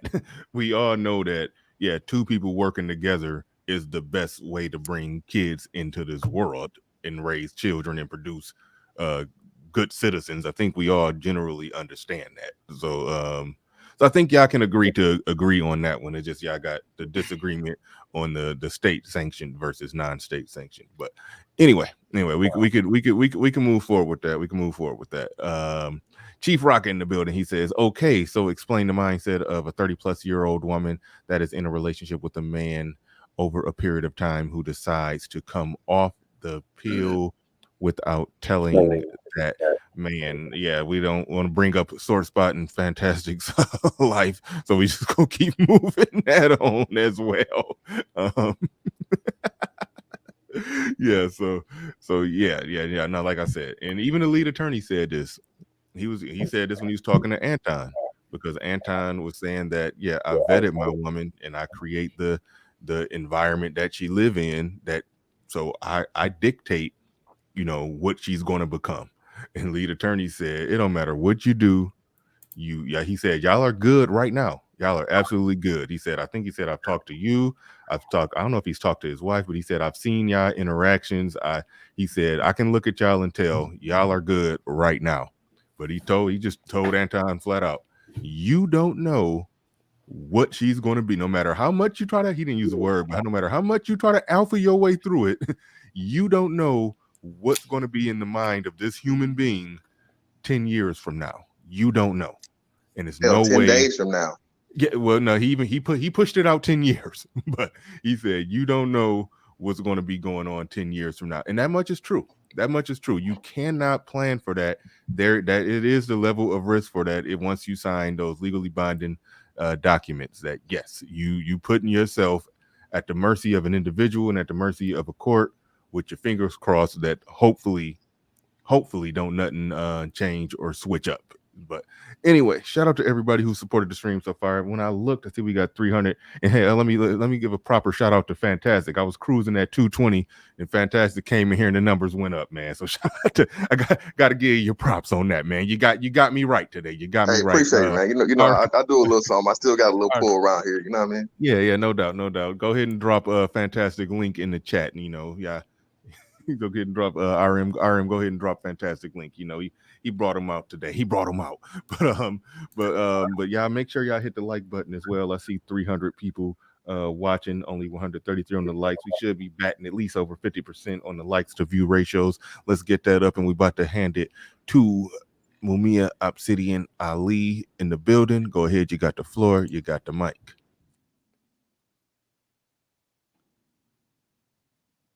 Boom, boom, boom, boom. Obsidian. Obsidian going once. Obsidian going twice. All right. Oh, let me check and make sure that's actually Obsidian. See if I'm being trolled. Oh nope, that is Obsidian. I can look and see in the back to authenticate it with YouTube. So yes, that is Obsidian. Maybe he's having some technical issues, but He put on his icy hot, man, and drank it his Ovaltine. He'll be a minute. Just okay. give him a little second. All right. All right. So I'll throw it to well, I was gonna no, we got a super chat. I was about to ask throw it to Queen Q on something. We got a super chat. It says B Riley. That super chat was for your guest panelists, not Fantastic or Queen Q. I think so. I think he means Kevin or Chaotic Truth. He says also have him explain why Danny Lay would get off her contraception to have a baby with the baby. She signed up for that. I don't even. Okay, go ahead. Chaotic Truth, are you there? I am here. I'm actually making some adjustments to the camera. So yeah. So while you play with your camera real quick, one thing. Shout out to KD. I believe he sent a $20 Cash App, and also shout out to I believe DeMac the Trucker sent his customary daily $5 Cash App. I do appreciate that. Shout out to DeMac the Trucker and KD. KD came through with a $20 Cash App. Not DeMac the Trucker. D-Rock Den with a customary $5 Cash App. Appreciate you. All right, go ahead, Chaotic Truth. Well, I mean, to be completely honest, everybody knows why, and of course, when we ask questions, we also like hearing answers for confirmation. Danny Lay grew up in a nuclear family, and her parents are still married to this day. However, women, no offense to the young lady on the panel, women practice hypergamy, and given any situation, if they are able to practice it freely, obviously in this society, they're going to choose that over what appears to be orderly, which is a nuclear family. Obviously, she wanted to have a baby with the baby, or his real name is Jonathan. It's because he's a high profile entertainer. I mean, we all know that. I mean, that's just obvious, right? He's a high profile entertainer. She doesn't want the nerd. She doesn't want the engineer who works at NASA. She doesn't want the guy who's a general practitioner, who's a doctor. No, she wants a guy who makes, I think the baby's worth he might 5-10 million. She wants the bag at all cost. So and not just the baby, given the opportunity, and she's relatively young and she hasn't hit the wall yet, she would practice hypergamy even with the baby. If somebody came along, if Jay-Z, for example, started, wanted to rock with her, she would leave the baby in a heartbeat. So despite the fact that they have a child together, it was all for her to get to the bag. We all know that. So hopefully, Chief Rocket, that answers the question. But let's be honest, we already know. And it's actually shameful on her part, actually, in my opinion, too, considering the fact that she came from a nuclear family, but she just disregarded all that. She's running around the house with no bra on, probably didn't even wash up with those dirty jogging pants on, and it's shameful that they did that the other day. But hey, this is the society we live in, and truth be told, I gotta agree with Mr. Fantastic. It to a degree, marriage is not really valued the way that it once was. I agree with that. But I think that the baby is just as complicit in picking this woman. He already knew that this woman is batshit crazy. That, her hitting him and being in his face isn't something new that day. He already knew that, so he didn't properly even vet her. So we just live in a society where, hey, it's just we've lost our morals. I'm not really a religious person, but I kind of wish that we did hold on to Christian and Islamic and these values, because at least it was more conservative back in the day. Now people can disagree with me all they want, but the stats are there, So, Bernard, young lady. Okay. Before I pass to Obsidian, Queen Q, do you got anything on what was anything that's been recently thrown out there in this conversation? I know it did bounce all over the place a bit, but you got anything? Not really. It's just sitting back, listening to the men talk about men stuff at this point. I can't really speak to the marriage thing. I'm in a state sanctioned marriage. I would have to look at the parameters of a non-state sanctioned marriage. Like, I would have to literally ask, like, are there contracts? Like, what happens? Because to me, non-state sanctioned marriage just sounds like long-term shacking up. But that's just me. To me, that's like, those are the relationships you hear where people been together 10, 15 years, they got kids, they share finances and everything. But it's like, usually they still go through their problems where they're off and on and yada yada yada. I've never seen I'm gonna be honest, I've never seen a long-term relationship that wasn't just some hood shit, essentially. So, but that's just Yeah. me. Yeah. So Well, that's just me. okay, it's two things. One, it's true that if you're in a long-term relationship and it's on some hood shit, okay, going and signing some legally binding documents at the courthouse are not going to make them be less hood. Now, the point where I agree with you is that very few people do the non-state sanction thing in a way that truly makes sense. I did interview somebody, shout out to Coach Ali. I interviewed him, and he basically explained how they did. I'll have to go back and rewatch it to truly get, to to be able to explain it the way that he explained it. But yeah, they got contracts. They got stuff drawn up where he is pretty elaborate. Most people don't do that. Most people don't do that at all. Most of the time when people talking about non-state sanctioned marriage, it just just muddied into the same waters as just people just yeah, just shacking up, just living together for a little bit when things cool, and when things ain't cool, they don't live together, and then it'd be some outside kids, and then they might come back together when it's convenient and not together when it's not, and this or that. That's normally what it normally be the same stuff, or it normally be that Hebrew stuff. I'm not trying to put so much slander on their name, where if they where them Hebrew dudes be talking about they got 5 wives that live in 5 different houses, and they don't exactly do anything at any of those houses other than come by and drop off some penis. Like, I mean, it's like yeah, okay, so y'all just doing what everybody else doing and just calling it something else, which is okay, but y'all are playing with it's do what you do, but y'all are playing around with the words. I'll just say that y'all playing around with the wording. I've only talked to actually I'll say 2 people, and I can't even remember exactly how the conversation went, but I've talked to 2 people where it seemed like they actually had something going on that seemed at least somewhat structured. But all right.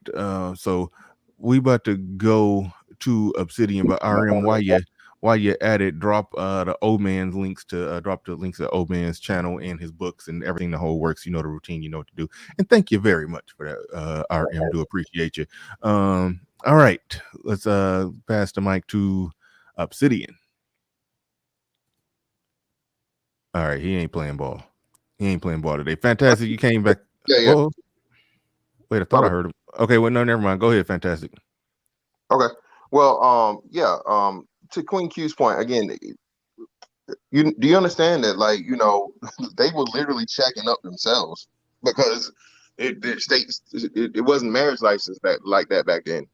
Again, the same thing that they would accuse people of, that's what they were doing, because people weren't going and getting a marriage license, bro. They were just, together. They go to the church, they get married, and that's it. It was recognized under, religious purposes for the most part only. So Yes. what's the problem with? My bad. Go ahead. Sorry, you were breaking out. I think I got what you were saying. I don't know if I probably have some lag on my end.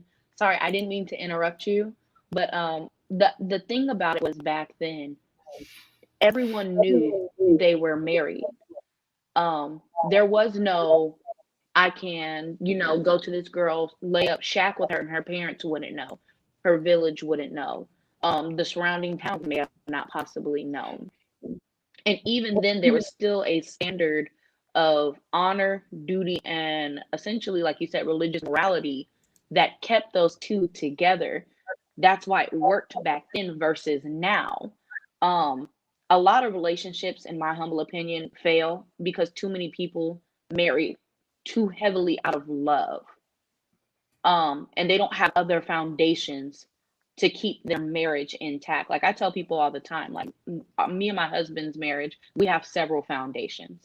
It's not, we treat it as, yes, we love each other, but it's also a business.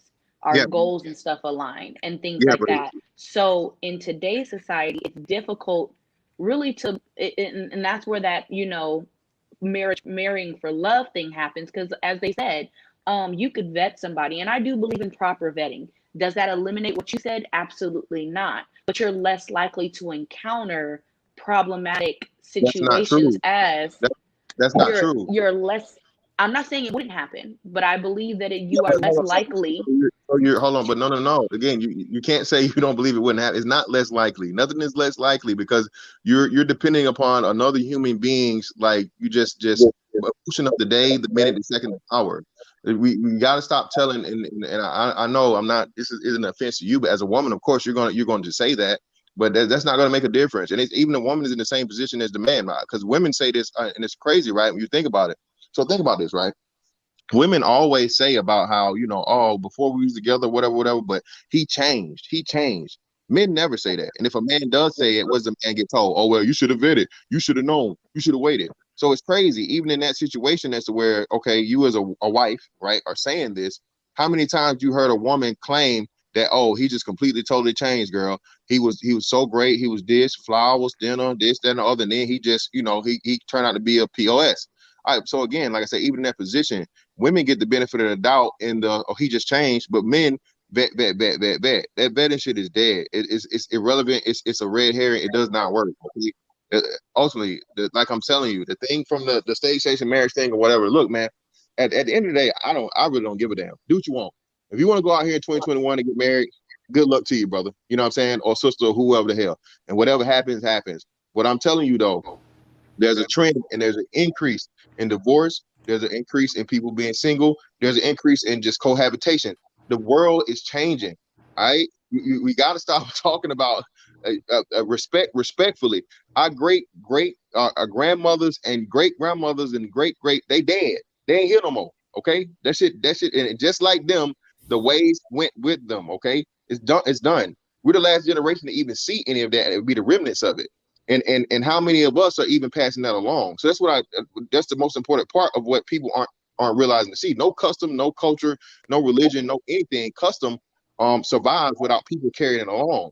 And with Black people, we're so far removed from, you know, Christian values, 2-parent households, marriage, you know, not getting divorced, all these different things. Is why we even bringing it up anymore. Okay, we can talk. It's like we own some Mary J. Blige reminisce type bullshit. I'm just sorry. So fantastic. Hold on, real quick. Let me throw this at Fantastic.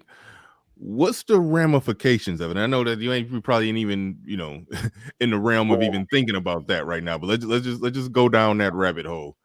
What's the ramifications of it? That okay, it's dead. You know, we people like reminiscing, like Mary J. Blige or whatever, when they reminiscing about an old dead relic. Okay. Let's play that out, because going back to what Kevin was saying, that, you know, we know the outcomes of what's currently happening. We know the outcomes of it. So if we just, you know, completely wave the white flag, it's dead, it's bad, definitely bad for men. I agree with that. I agree with that. That for men, the outcome ends up being bad most of the time. So it's not good to be telling men they need to do that. I can agree with you on that.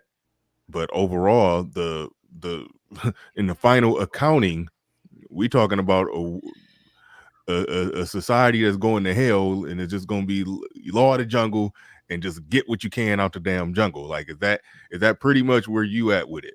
Well, not quite that far. Not, at least not just yet. Not now. I don't think we'll live to see that. But my children's children will. And you know, it's not surrendering Bernard, by any means. It's not surrender. No, that wasn't the right word. Surrender wasn't the right word. You said wave for white flag, so that's what I could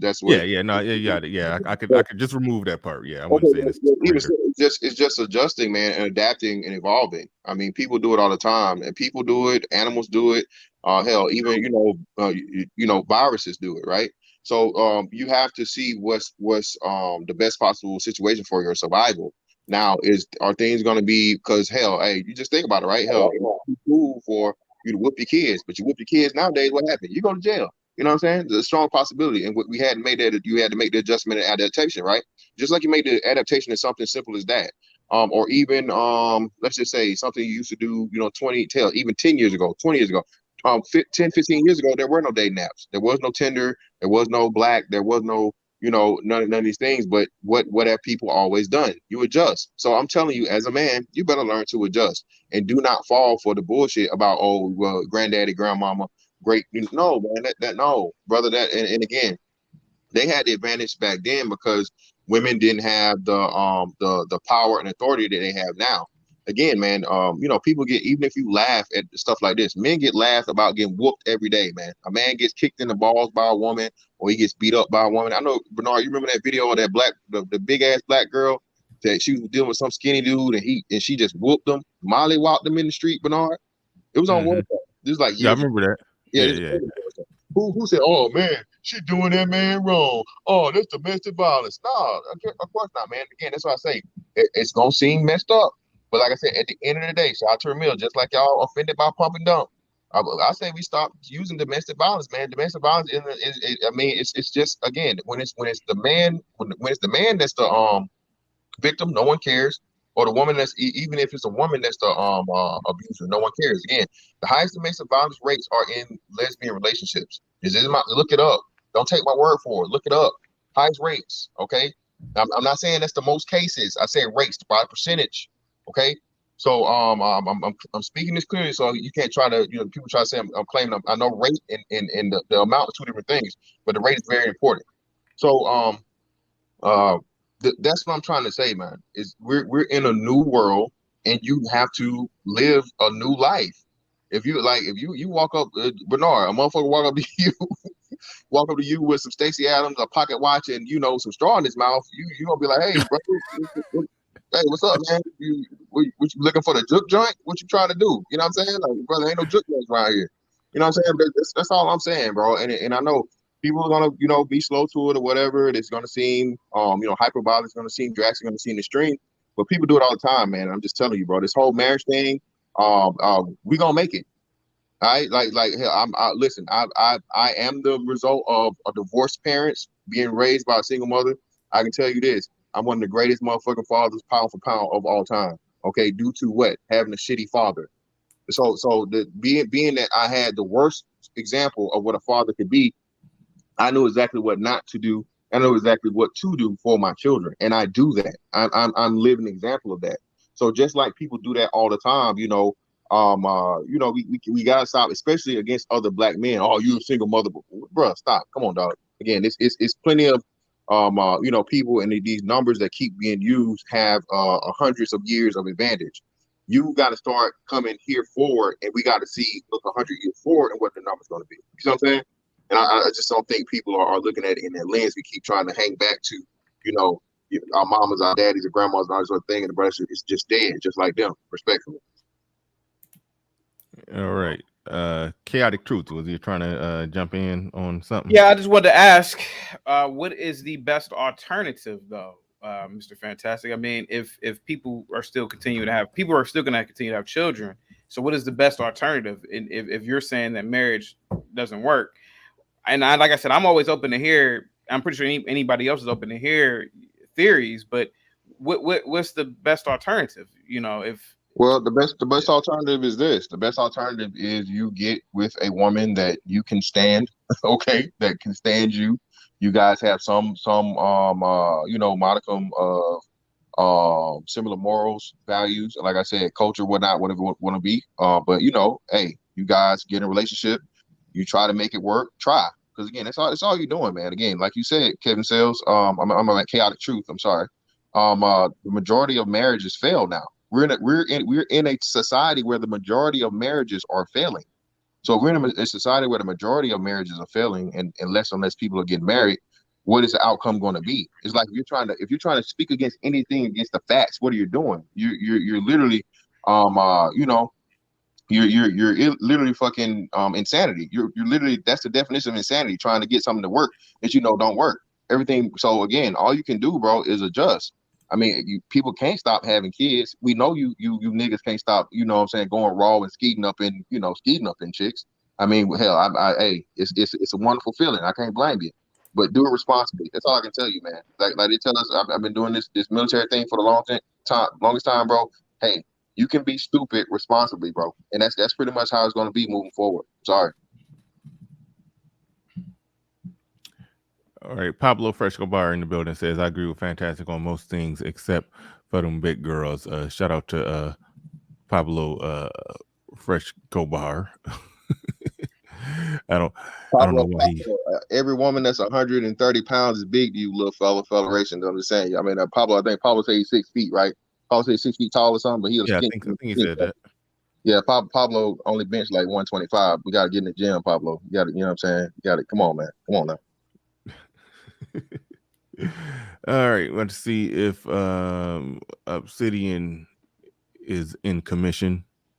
Obsidian, are you there? Yeah, what's going on, man? Oh, there we go.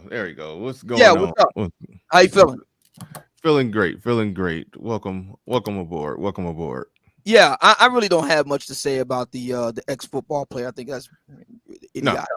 No. But as far as this whole marital piece, of course, obviously, I've never been married, but I would ask, I would make a quasi statement question insofar as Mr. Fantastic is concerned. We know that the divorce rate among the upper middle class, college educated, white collar, professional, coastal elite middle class, we know that divorce rate is about 20%. So my question is, why would these marriages endure while the working class and the lower middle class would be essentially hollowed out? Why? Wait, ask that question again. Hold on. Ask that question again. I heard him. Oh, unless you just you doing? No, I didn't quite hear the question. Why would you say why would these what? Say it again. Why would we know that the marital rates, because I agree with what Mr. Fantastic is saying. He's not wrong when he talks about overall in the United States, marital rates are dropping and so forth. We got that. And we can look in Black America too. But the coastal super zip elites, as Charles Murray puts it, in Coming Apart, highly college educated, white collar professional, upper middle class, and this goes for blacks as well. Get married, stay married. They stay married longer. Their marriages endure longer.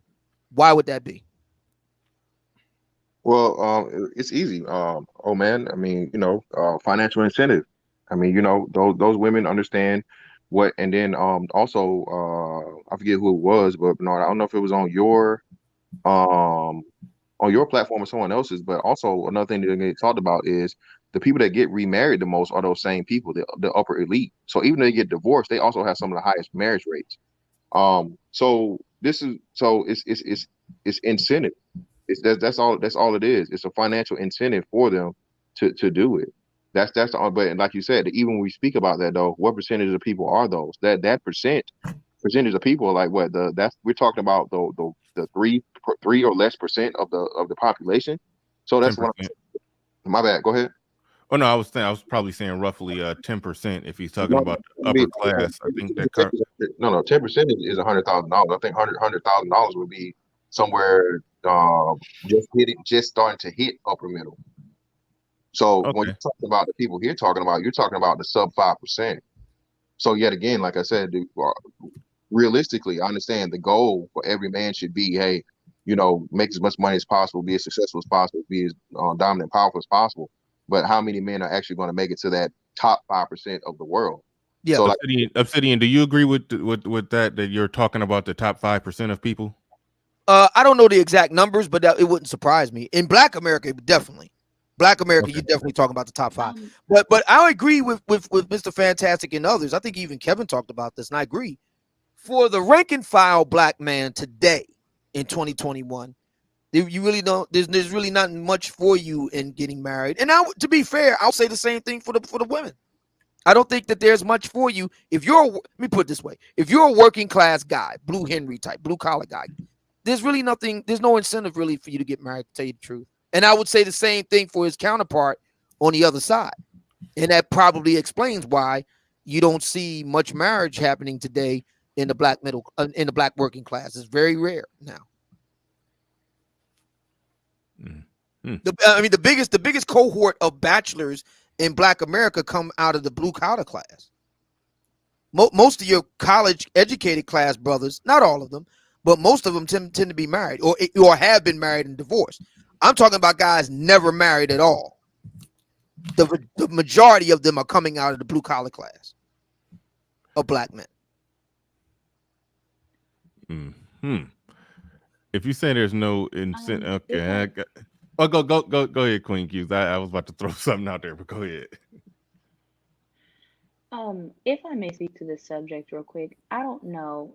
I know we don't like to speak anecdotally, but in all honesty, I feel like it's where you fall in your placement in society. Um, I have friends. All my friends are married, and I would say that we're average people. Especially me and my husband. You know, we got married. I tell everybody we met when we were in the military. We would be considered, I guess, in that lower class. Um, been married for 8 years. Everybody that I've surrounded myself with is married essentially, or getting married, or in the process of finding a partner. Um, so to what Obsidian was saying, just for like the average people, especially, I don't even want to say it's college educated, but I think it's just people with a certain mindset that marry and tend to stay married longer. And I hear what Mr. Fantastic was saying about the incentive, the financial incentive. However, I do believe it's more than that. I think that what they carry more, I don't want to say more. Forgive me, I'm trying to find the words, but it is eluding me. But I feel like when you speak of people in that type of bracket, their name and their image carries more weight than a financial in some ways. I see that personally. My son is in a private school, so he goes to school with, I would say, people who make between $80,000 and up. Um, they uphold their image a lot more than financial gain, and it's almost like I laugh at it sometimes because it's almost like a Bridgerton episode brought to like the modern Yeah, day. yeah, but So that's a part of their your brand that you're basically speaking to their brand, right? Or their family name. That's a part of your financial. Again, you say, well, I wouldn't say it's a part of financial. I would say that it's a part of, I wouldn't even say financially. no It's your name, and it's your legacy, it's your honor. Most of those branding. people value honor more than Yeah, no, finance. they don't. No. See, now we're getting to the morality, and again, no, we got to stop doing this. Again, I don't know why we want to place. Look, some of the most reckless people on this planet have some of the biggest names, legacy brands ever. J.P. Morgan, Chase, what all these other people, right, or whatnot, are some of the most cutthroat. Hell, the dude that made McDonald's, most cutthroat people in the history of mankind. But because they were so cutthroat, no morals whatsoever, and great businessmen, okay, great businessmen, this is why their names reign supreme. So again, and I'm not, I mean, you know what I'm saying? I'm sorry because y'all just had to jump in here with that though. These people don't care about the name unless the name is attached to, you have to have money behind it. Tell me the famous name of a brand of something that didn't don't got money behind it. I'll wait. Go ahead. That everybody would know. Go ahead. I That's unfortunately not wouldn't be possible. We able to wouldn't tell you know. that. We wouldn't know the. Exactly. That's my We wouldn't point. know the Yeah. name of it if it didn't That's have my money that's behind it. that's my point. That's what I'm saying. So that's even to that point. If your name doesn't generate revenue, okay, or have some type of power, political, even from political standpoint, that those families are very, very wealthy and well off. The Bushes, the Kennedys, those legacy political families. Those people are extremely well off, right? So that's what I'm trying to tell you. And I'm not speaking to you negatively, Queen Q, by any means. But again, that alludes to the very little and low understanding that a lot of us have when it comes to even that part of it. We want to attach the moral aspect of it to basically the understanding that, okay, nah, these motherfuckers got money, and that's why. Well, I think she probably meant something different because you naming billion-dollar family names. Like I don't think her Yeah. son is going to I'm just school talking with the about like Kennedys or the Rockefellers. Well, even the local names though, Bernard. Listen, just think of your local town or whatever, or whatnot, what have you. Those people that have a name in your local town, they're not just great, good people.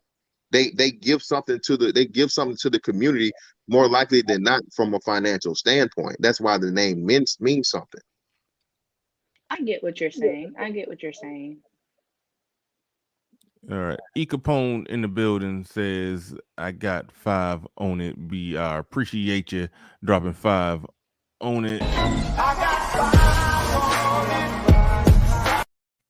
Appreciate you. Appreciate everybody who's supporting the stream. And all right, one thing I'll throw out there. I'll throw this back in the direction of Obsidian when you said there's no benefit for even the average woman. I understand that the top of the top of women that who can go and get that money and get the bag by hook or crook. I understand it's no benefit for her. She might as well get her money and be free. If that's the life she want to live.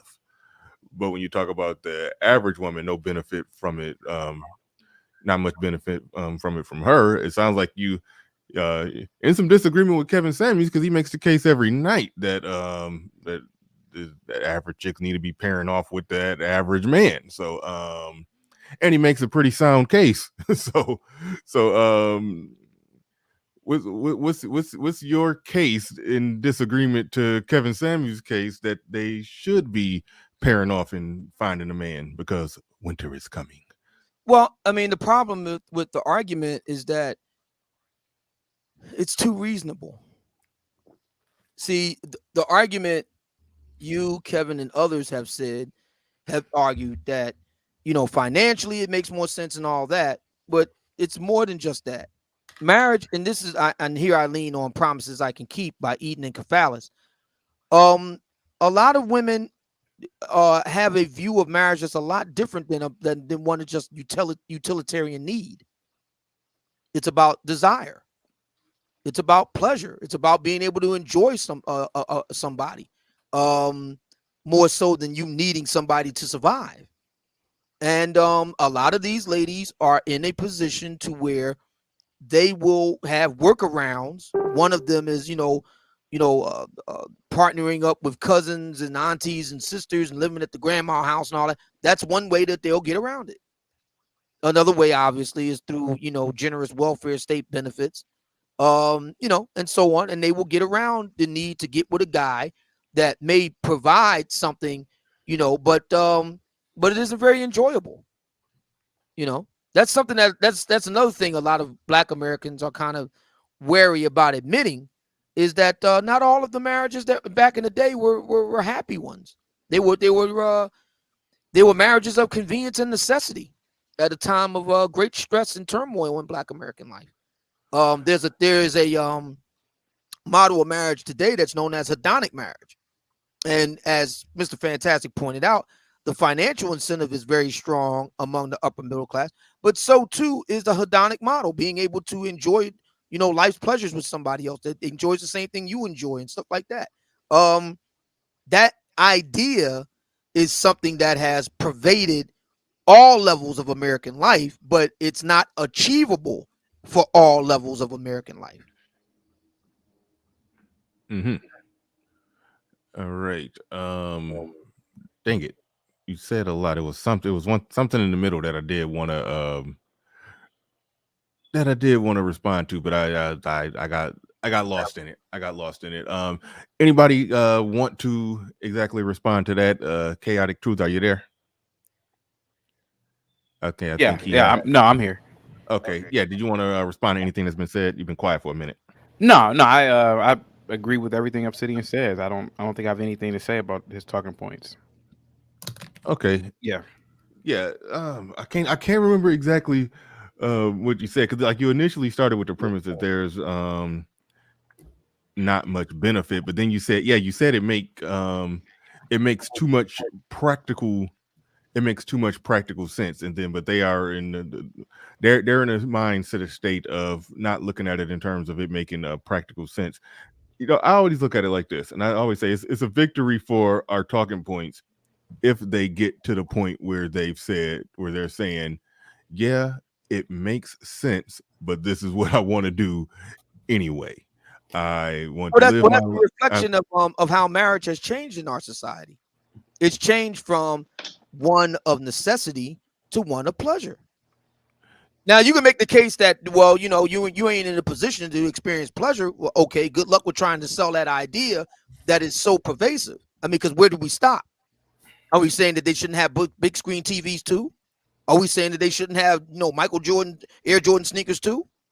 I mean, are we going to really have a stratified society of have and have nots in such stark fashion? Is that where we're going to go with it? Do you think the average woman is happy in the current goings ons that she's doing? I understand that, like, you go to the top of the top, just like I said, even though it's some studies that shows even that career women that make a lot of money not happy, but it's some who just live their free life. They make their money by hook or crook, however they getting it, and when they're ready to have a kid, they just find some serial impregnator. So that way that way in their own way they had a family when they ready for a family, just them and some kids, and then they just got their kids and they get whatever little money that they going to get. And going back to what I said, Mhm. if if they own that, if they step up and say that and own that, and then it's okay. you know all the talking points in the previous arguments about what men are and what men aren't. The black men ain't ish, niggas ain't, I'm trying to go back to keeping it clean, even though we done already cussed a bunch of times. But the whole niggas ain't shit thing, Right. that argument has been defeated by their own by their own lingo, words, and rhetoric. They're admitting what they are and what they want. So I'll look at it. I'll look at it like that. Kevin, you look like you trying to jump in there. Go ahead. Well, yeah. So I guess I'm a little confused here in terms of I get what Obsidian and Mr. Fantastic are talking about when Obsidian said that a lot of marriages back in the day were marriages of convenience, et cetera, et cetera. Well, I mean, obviously, right? Because the whole idea of marriage was initially, and we've talked about this, was for business purposes. I've been told that Jewish people have some high rates of domestic violence, but you will never hear about it because they don't get other people involved in their situation. I think as a people, and hear me out, maybe there is a certain code that we need to be on. I mean, regardless if we are headed into the we got 25 more years until we're, half done with the 21st century. I think that certain groups of people are just on code a little bit better. And yeah, maybe you don't really love your wife or whatever, but at least give the illusion that the family structure is intact. Because to be completely honest, the Jews seem to have that down packed.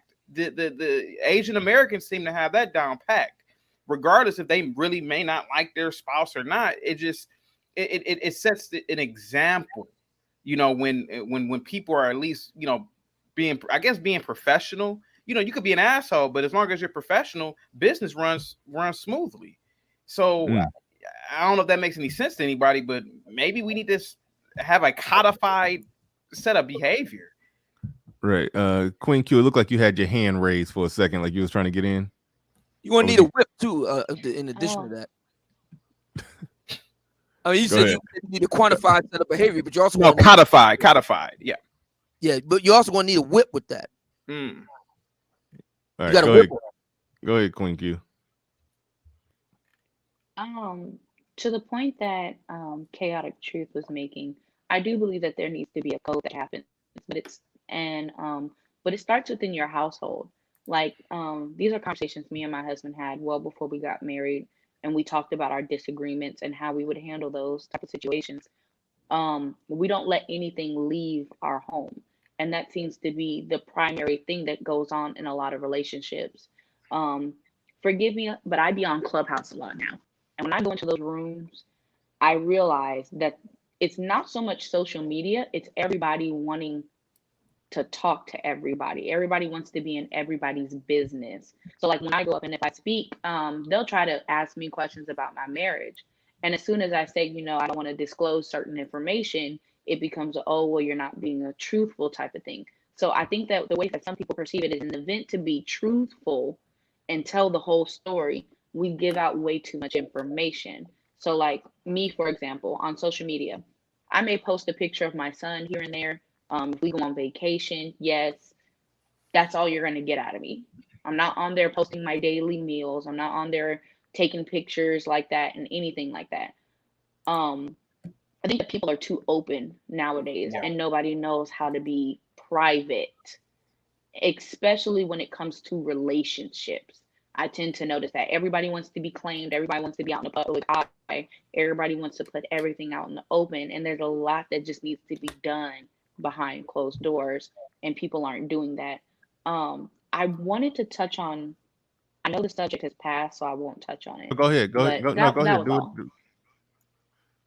You said it was something that a I subject wanted to that touch passed. on. Go ahead. And Yeah, I I think wanted to touch we on the might be on subject a that. slight delay, but either way, I'll be quiet and let you go ahead and go. Okay. Um, One of the things I wanted to bring up was when we talk about marriage and we talk about people changing, I think that what happens is we become complacent. Um, I've had this conversation with my husband, which is why we both started working out again and trying to get back to the roots of what we were when we were first dating. There were things that I used to do and things that he used to do that we no longer do because we just got complacent. And that Oh, you mean that? complacency is what leads to a breakdown in relationships. um, the complacency leads to a breakdown a lot of the time in a lot of people's relationships. That's where you get the, well, she doesn't cook and clean anymore. He's not romantic. It's because we become complacent. We don't no longer feel the need to actively compete for our spouses. And this is something, like I said, I've had this conversation with my husband a lot. And it's like, what did we used to do that we no longer do anymore? And how can we bring that back? So that's all I wanted to say to that point. I don't know. It's funny what Obsidian did right there, but no, what I'll say to that, and I've said this before. You can pull up an old video of me saying this, like 2 years ago before I was even going live. Well, I've been going live for going on 2 years now. At the beginning of next year, it'll be my 2 year mark of doing this live stream show. But even before that, I said in a video that a lot of the times the man haven't really stopped doing what he was doing. It's just that for a lot of women, no matter what you're doing for them, once you do it for a period of time, after a while, now you ain't doing nothing. You know, once if you do it consistently over a period of time, she get numb to it, and now it just becomes nothing. It's neutral. It's in the mind of a lot of women, it just fall into that. That's what you do. You're supposed to do it category. So that more times than not is what happens. I don't know if it's necessarily the complacency or that could be it. That could be it for a lot of times. As I'll restate, no matter what you do, for a lot of times, once they get used to you doing it, then it just becomes nothing. I think that's what it is more times than not. And I don't know if men get like that. I know I don't. Maybe men get like that, but what y'all think about my analysis of that aspect of what you think, Chaotic Truth? I agree with you. Just that simple, huh? Yeah, I mean, I agree with Nothing. Queen Q. JB, I see you trying to come up. You having some technical failure issues going on. I'm gonna move you back down while you figure that out. What you think, Queen Q? I can see where you're coming from, most definitely. I do believe that men do get in a rhythm. I don't know, maybe because I'm a bit different. Um, I wouldn't say that I've gotten used to my husband doing different things. Um, I do get what you say when you expect them to. That 100% I can agree with. However, it's one of those type of things for me. Like I know 100% I get where you're coming from, but it could be a bit of both, and that's all I'm saying. That's where I said complacency, because I know that, like I said, when people get comfortable enough around each other, they typically think, okay, well, I got them. I don't no longer need to do certain things. So that's like, when we talk about women getting comfortable, and you're starting to see her wear a bonnet more, and she's throwing on the hoodie with the sweatpants, where before she used to walk around in the Victoria's Secrets lingerie and things like that. That's that complacency that I speak of. Right on. Can I broach what Queen Q said? And Queen Q, follow me on this one. You seem to be, you're about 20, 21, 22 years old. So you probably didn't grow up watching the Cosby Show, right? Okay. So No, I'm older. Oh, okay. So how old are you? Just for frame of reference. I'm 28. Okay. So I grew up watching the Cosby Show, and one thing I noticed about the Cosby Show was this. Now, it's a fictional show; it's not real. But one thing I noticed that Bill Cosby, and of course, everything went through Bill Cosby, so I know that this was done on purpose. How many times in any episode when they were in the house was Claire walking around looking ratchet in the house? Wasn't really that many, so it goes along with what you're saying. But if you really sit back, she really wasn't never looking, even though it's a TV show, it's not real. But it was something that Bill Cosby was trying to say, that listen, this is how the standard should be. No woman, you never saw Claire walking around with a bonnet, walking around with a dirty shirt on, and I'm like, why doesn't she walk around like that? She's always. I almost thought you was about to say dirty draws. No, right, exactly. But if you never saw her about in it goes along with what you guys are saying about this whole thing with complacency. I tend to agree with you. When I was in college, man, some girls that I would date, it was cool for the first week. Then you go to their dorm, they're wearing the same clothes 2-3 days in a row, wearing the same. I'm like, ugh, don't you wash up? Like there it is with them dirty draws. Exactly. And so you are right. Imagine if there's a big draws. What if it was like some size 18, big bloomers? Yeah. Then what? What's up, Jonathan? I think. Oh shoot, there you go. But yeah, you are right, Queen Q. Does that kind of go along with what you're saying, Queen Q? Yes, absolutely. Yeah. Okay. We got Pookie Jonathan Barronville on here with his hoodie on. Oh shush. What up, Pookie JB? What's going on? What you got? What's up, guys? Hey. This has been. Oh, go ahead, Obsidian. No, go ahead. Okay, now I was about to say, yeah, this has been a great conversation, man. I've been listening, in the background. So I wanted to touch on the marriage. Well, actually, before that, Zac Stacy. Yeah, he, it's a wrap for him. That's my stance. I heard what you said, Chaotic Truth, but when it comes to stuff like this, she is a Becky. When it comes to stuff like this, she is a Becky. Okay, and yeah, it's a wrap for him. It's done. And wait, hold on. Actually, are you implying that because she's white, he's going to be prosecuted more? Because Queen Q mentioned that he got prosecuted more for the damage of the TV than what he did for hitting her. Oddly enough, the laws, and I don't mean to cut you off, but it's something that I meant to say earlier. The laws for punching somebody, even if it's a woman, it's actually like they they don't prosecute that hard on that. Like two guys get into a fight at a bar and one of them go to the police. So like the guy, he only going to spend a night in jail for punching somebody. So it's like, guys, yeah, they do punch their wife and just spend one night in jail and then walk up out of there. So that's why I'm like, I don't think he really gonna get that much penalty, but I don't know. But I don't know. Go ahead. I'll let you. Bro, rock. Did you watch the video, man? He threw. I'm not supposed to laugh at this, but he threw her over there like a doll, bro. No, I want some idiot on the internet. I'm not going to do it, but if some idiot did it, I would watch it. Play the video, but edit the background of like Mean Gene Oakland or one of the wrestling announcers. Well, Mean Gene, I'm going to do this and I'm going to do that. Yeah, play him giving a wrestling narration to the choke slam. It would be funny, but don't nobody do that. But it would be Kevin, cut it out. I gotta ask a question. Okay, I gotta ask a question. Go ahead, Kevin. Now, let's be honest here, and now everybody can get mad at me all they want in the chat. Black men get away with whooping white women's asses more than a white man gets away with it. Let's be honest with that. Let's be honest. When there's an interracial relationship, Queen Q, I know you're looking at me all funny, but if you really sit back and think about it, how many cases do you really hear of a white boy whooping a black chick's ass? And I'm pretty sure that they happen. But when a black dude does it, black people get away with a lot of things. And that's one of the things I've always noticed. Bernard, you said it yourself. OJ got away with slitting her throat. Nah. That was OJ though. That's anecdotal. No, I'm not talking about OJ, but black. The reason okay, never mind. He not black. He OJ. Okay, hold on. Let me say this real quick. Let me say this real quick. Do you know who Jim Brown is? Unfortunately, no. The name eludes me. Jim Brown is the greatest NFL football player ever. He was a running back for the Cleveland Browns.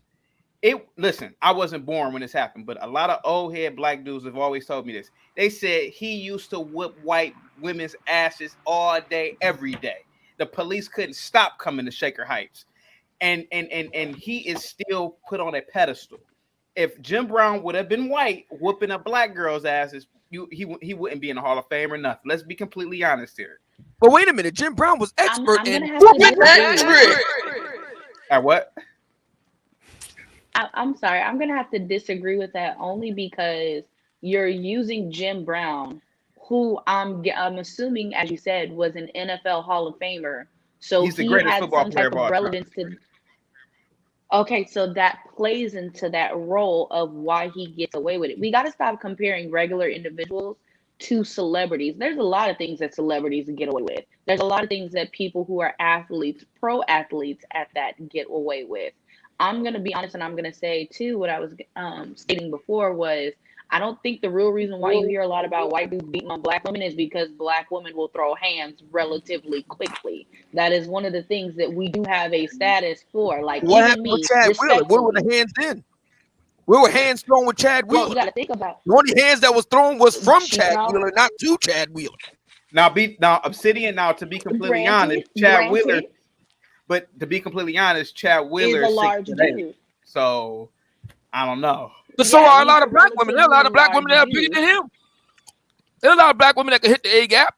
So you're saying a black woman would have fought a 6'8" black dude too? Are you kidding me? Right here on YouTube, All Star Hip Hop. Well, some of them, but they're not. I give it to Obsidian. I do give it to Obsidian, but what I'm speaking about is just the reality of just regular Americans, like regular black women. Because in my opinion, she was pretty small and petite also, was she not? She was like, what, 5'2", 130? So I'm just... Can you make black women like that now? Celebrities when we have these... All right. Okay. All right. We're gonna pass it back to JB. You got cut off, so I do want to let you rock and fire off your full shot. But hold on real quick. Rod of God podcast in the building. Shout out to Rod of God podcast. Appreciate everybody supporting the stream. He says, for the record, Zac was charged with aggravated battery and criminal mischief, both felonies. I see no disparity in terms of severity. Good rhymes. But all right. All right, let's go to JB. Let's go to JB. You got the floor. You got the mic. Yeah, and by the way, shout out to Rod of God. I haven't seen him in the chat in a while. So, but yeah. So, I personally think I disagree, man. I personally think Zac Stacy, they're gonna throw the book at him, in my opinion. Time will tell, but I think they're gonna throw the book at him. I did want to touch on the marriage thing though, because I agree with Chaotic Truth. Like, so here's the thing. Actually, I think there's agreement on all sides here, because one thing I don't think we should be doing is gaslighting men who see the system for what it is, right? And they're just like, you know what? I'm not gonna walk into this trap, right? So I see some people doing that these days, where they're just gaslighting men, which I don't think we should do. But I am pro-marriage. I am pro-marriage. I'm a product of a nuclear family myself. I believe in marriage. Now, not necessarily marriage as it is, like the state marriage, state section marriage that we have, the system that we have right now in America. Not necessarily that, but I am absolutely pro marriage, and personally for me, I actually will be getting married. So it's kind of it's a balance, right? It's a balance. Like I agree that there's a bottom percentage of men that there's probably no benefit to them risking everything to go out there and get married, right? But for me, I mean, I think just the things that I want in my life, right? Whether it's the heights I want to reach, in terms of my career and accomplishments, whatever, and then also just family. I want children, and I do not want baby mamas. Like for me, that it's even that for me, like even that one is simple enough for me, right? I want children, and I do not want baby mamas, and that's something that I refuse to actually get into that situation because I've seen too much of it, and I've seen too much of it even in my own family, and so for me, I don't want to, well, extended family, but I don't want no parts in that. So Wait, they got Haitian baby mamas now? Haitian American. Oh, snap. Not. Yeah, Haitian American. Yes, I mean, yeah. Because listen, the moment Haitians come to America, they're pretty much Americanized at some point. So there's no difference. But I think in Haiti it's a bit different. But in America, yeah, I have baby mamas in my family. Yeah, for sure. Oh, snap. Well, I can't tell. hold on, wait. I can't tell. I want to make sure we flush this out. Back home in Haiti, there's a baby mama rate or something, like some stats on that. Like it's some, like what's your? So I couldn't tell you the stats, but what I can tell you is this: is the culture is much different in that there's multiple things at play here. So the first thing is that even what you'll notice in Haiti is that even some of the poorest families, they'll be married a lot of times, right? Even some of the most poor people they'll be poor together in their little, tiny little, You got a little house, whatever huddle. you want to call it. Yeah. And they'll be married, right? And then in the cases where they're not married, in the case where they're not married, like if the father, like it's not even considered a baby mama, baby daddy situation because the fathers are kind of like it's very shameful if you're a dad in Haiti and you don't take care of your children. Right. Culturally, that's just something that Haitians don't rock with. So I'm not saying that all children, right? I want to make it clear, I'm not saying that all or even most. I don't know what the stats are in families where their parents are married. But what I am saying is that the issues that we see here in America, they don't have those same issues, right? Like even the most poor father will make sure that whatever amount of money he makes, no matter how tiny, he'll make sure he distributes it amongst all his children, right? And then generally speaking, also all this baby mama drama, like even if he has multiple children with multiple women, the women they don't do this baby mama drama. They actually understand there's a benefit to just cooperating with the man to get the best results for their children. So see that it's very different. Now we got to go back to the Haitian model because the women over there know their place. They understand that if a brother is putting together a hut for you, you better be damn glad that you got a hut. And if that man got some baby mama action on the side, you know your place. She know her position. Yeah. Both of y'all gonna have some plantains and y'all gonna like it. What was left out of what JB said is that they what was left out of what JB said is just going to keep it real. That Zac Stacy keep in full effect. They ain't getting out of line. Just going and going and going and keep over there in Haiti, they whoop that trick. I don't know what that means in Creole, but whatever it means in Creole, they whoop that trick. Yeah. So I will like. Okay, so I will say this much. I mean, you do have a point, Bernard, right? That, but here's the thing, though. It's different. Here's why it's different, because the way that, for example, here in America, it always blows my mind when I see women get in a man's face. It always blows my mind. Women in Haiti will not do that. Because it's going to happen. It's going to be swift and sure. Yeah, but my point is that I'm willing to bet there's probably a lower rate, despite the fact that the men would are able to get away with it if they do beat on their women. There's probably a lower rate because the women don't get out of pocket as much. That's my point. That's probably written into the law over there in Haiti. That's part of the French Napoleonic code. You can That's a fair point that you made because both things are true, so both things happen less. The women know that yes, a guy could get away with it more. A guy knows he can get away with it more. So because of that, the women are less likely to get in a guy's face. So the guys end up not having to do, I shouldn't say not having to do it, because you don't have to do it, but they end up not doing it, even though they could get away with it.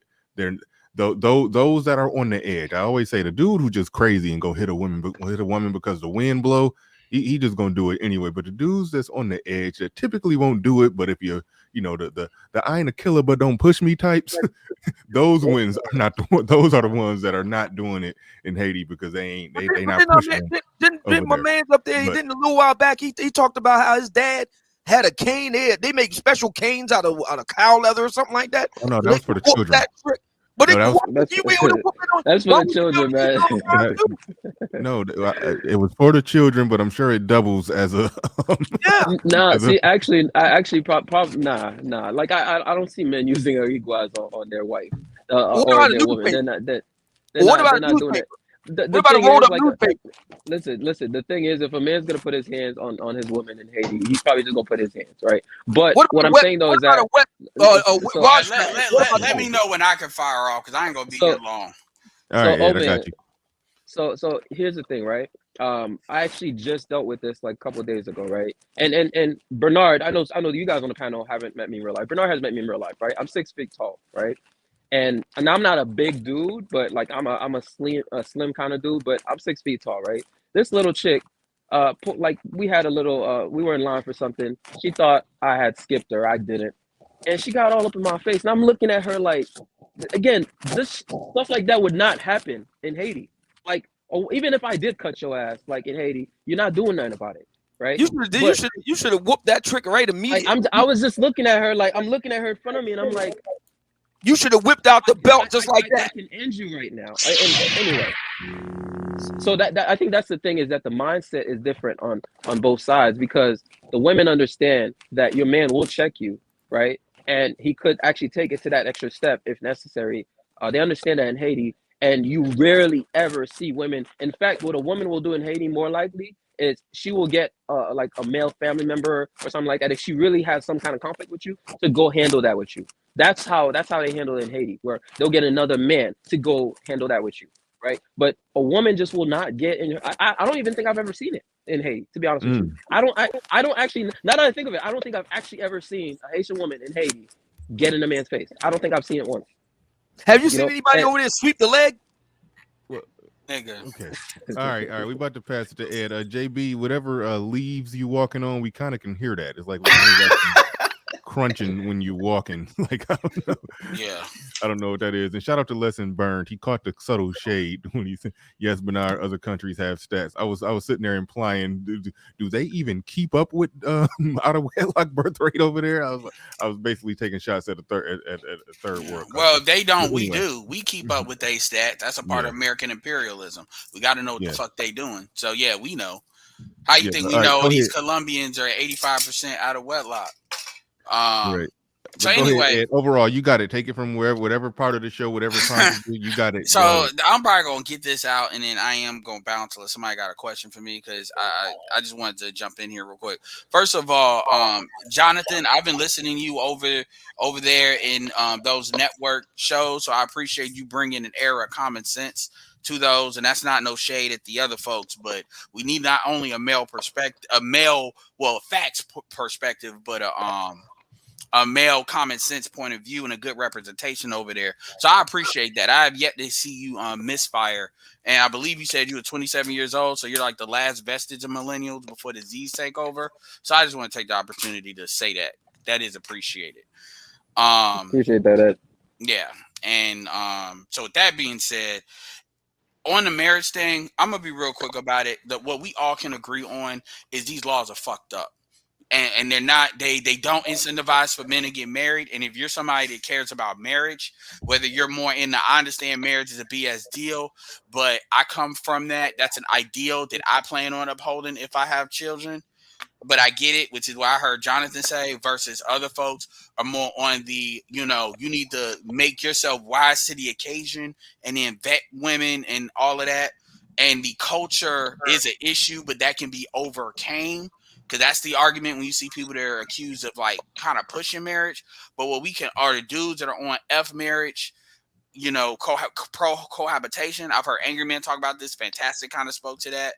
And then you got people, you could kind of say I'm on this list, but I'm not really, which is the, you know, well, Ramil, the pump and dump. Fuck these bitches. They gonna be hoes. You left out one.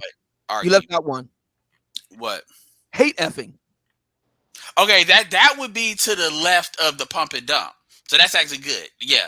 So that would be to the left pump and dump. And then to the left of that is people that just completely leave the dating market. Because there's a lot of guys that hate 304s, but they love effing them. Yeah, and then there's dudes that completely leave the market. You know, either they're forced to leave or they just don't want to play. And so those are all of the spectrums. What we generally all can agree on, whether you're cool with marriage or not, is these laws need to be updated. Women are not in the same position that they were back in the day when these laws were implemented. It ain't no, if you get a divorce, these women can't get employment. It's easier for women to get employment more than it is men overall. Now, we may make more, but it's easier for women to get more employment. Women have so many more benefits that they did not have before, you know, as far as a lot of different stuff that's been covered. So they are not out here like they were before, and the infrastructure is not the same like it was before. So these like things like no fault divorce, that's bullshit. Okay, straight, I don't care. That's bullshit. And anybody that tells me they cool with no fault divorce, I don't care if you're pro marriage. That tells me a lot about you, because we can't do no fault divorce and then we come out clean with that. We gonna pay some stuff if we got to do that.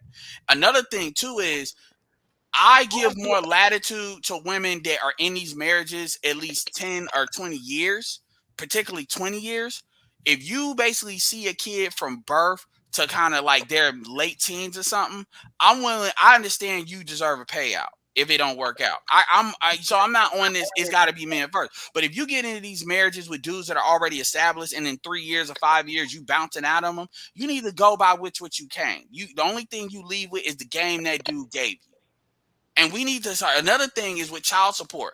Child support should be maxed out. Child support should be capped across all states. There needs to be federal laws.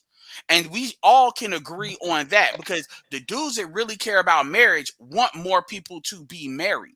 They all want that. The dudes that are more like me, that's in the middle, it's that they're not necessarily hate marriage, but they understand the laws is not there. And here's another thing that needs to be talked about that I ain't hear nobody really mention, although I couldn't have been listening. It's the culture. The problem is the culture. I heard Queen Q and Fantastic talking, and I like some of the things Queen Q was saying as far as the different foundational stuff. But the thing is, overall, the social media, it's a culture of treating marriage like a premium relationship where women can come in and come out of it. Like you in the black community, see, I don't care what y'all say. I believe this. Black women rank single mothers above wives. Most of them, if you take a vote, and the black women that wouldn't agree with that are going to be shamed and attacked viciously to the point where they really don't talk, because why? So my point is, these are things that need to be talked about. And the guys that are pro-marriage, you all need to acknowledge this shit, because we had this argument with Gab all the time. This needs to be acknowledged, and then y'all need to work with us to solve those problems. Because if you solve that trick and put her back in the kitchen where she belongs. Well, however you want to see, I'm gonna tell you how I prefer to go about it. The way I prefer to go about it is to say, well, women are making more money. Why should women be penalized for marrying a dude that maybe not dating down on the looks level, but them on the economic level? I call it the Sherry Shepherd tactic, where you push out women that have to pay child support to men, and then you use that as a way to say, okay, we need breadwinner rights, meaning regardless of the gender, whoever is the economic driver in that relationship, there's rights that they need to have. Now, we know as men, we don't really worry about taking money from women if we lead a relationship. So that's going to benefit us, because it doesn't affect us to lead these relationships if you dealing with a woman that makes more money. So that's how you try, to me, that's how you politically push it. You try to gender neutralize it, so therefore women can't try to say it's a gender thing, and that's the way these laws are more likely to get. Well, you absolutely have to tax that ass. You got to tax that ass. You got a woman that's making more money than you, she's almost definitely a slag. Well, so you got to have a slag tax. Well, all I'm saying is they have no reason. If you really want the laws to change, I'm just saying, I'm just spitballing that. That's the first thing. Yeah, I'm agreeing with you. What we got to do is we got to get a full court press to our congressman and get a slag tax. Because if you're with a woman that's making more money than you, chances are very high you do not want to see her in the light of day. But you gotta put a tax. You gotta impose an extra tax on that. Well, yeah, and so women have no incentive to adjust these laws because it benefits them. And then you got dudes that are like daddy-daughter niggas that they see that as a form of protection. And they put they're cool with putting the burden on men, not understanding that a lot of men are checking out for marriage. So that's that part. The last part I'll say is the thing on what this original show was about, which is what Zach dude did. I saw him yank that white chick in front of the TV, which was not a good look. Oh man, he ragdolled her. Yeah, but any nigga is saying that that's equivalent to Chad Wheeler. This is Edward Anderson speaking. I'm not a representative of Bernard Riley's show. Go kill yourself.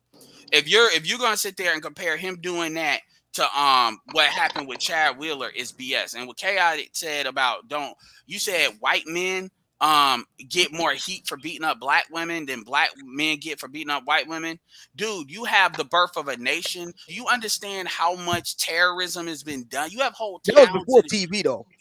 You have whole towns has been okay, fine. We won't do that. That's too easy. Yo, Ed, you can get Bernard a strike for that, man. You gotta relax, bro.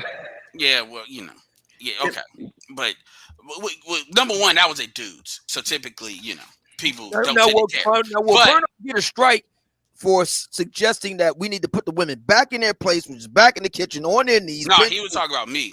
Oh, he was talking about what I said with the you could, but I won't say it again.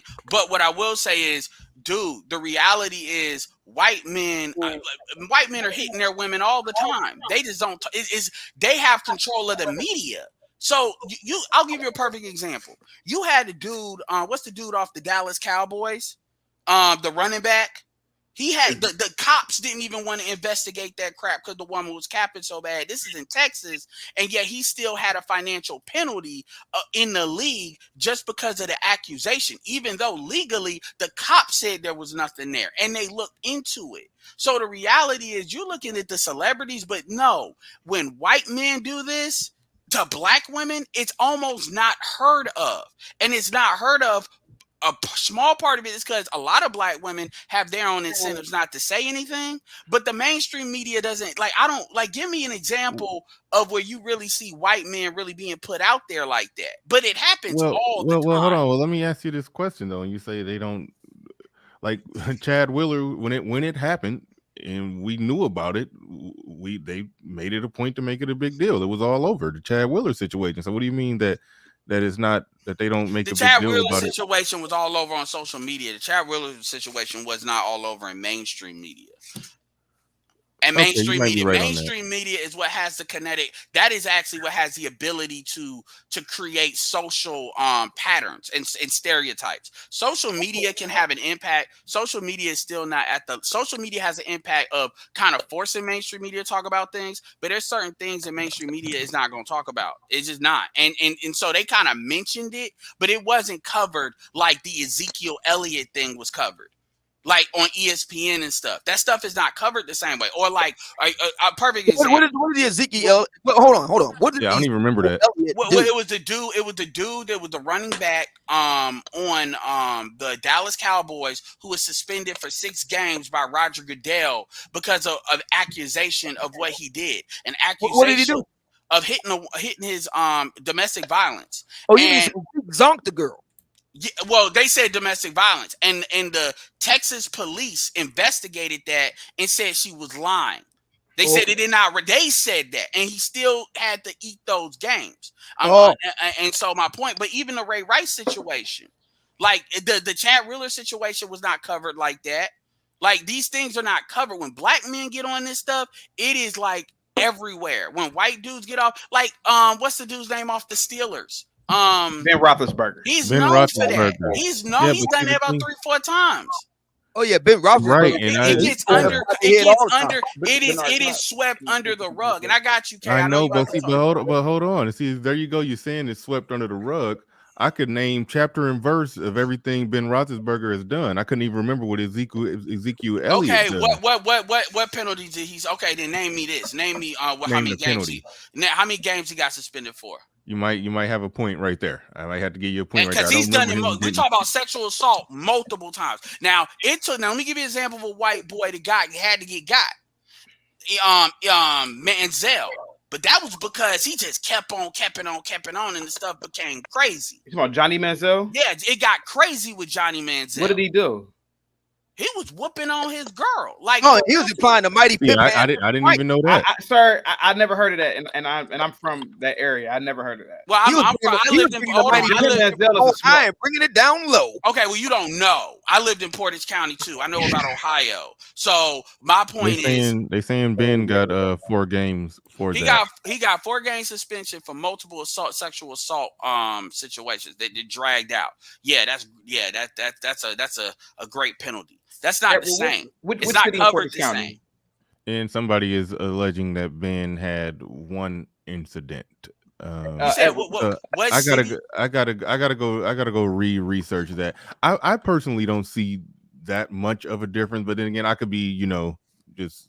Well, I'm telling you, it doesn't get covered. I mean, it's the same thing with the Floyd Mayweather. It doesn't when black men get done in the mainstream media, it does not get covered like it does with these white dudes. It's like that. It's kind of like with women when white women are having sex with students. They do a tick mark.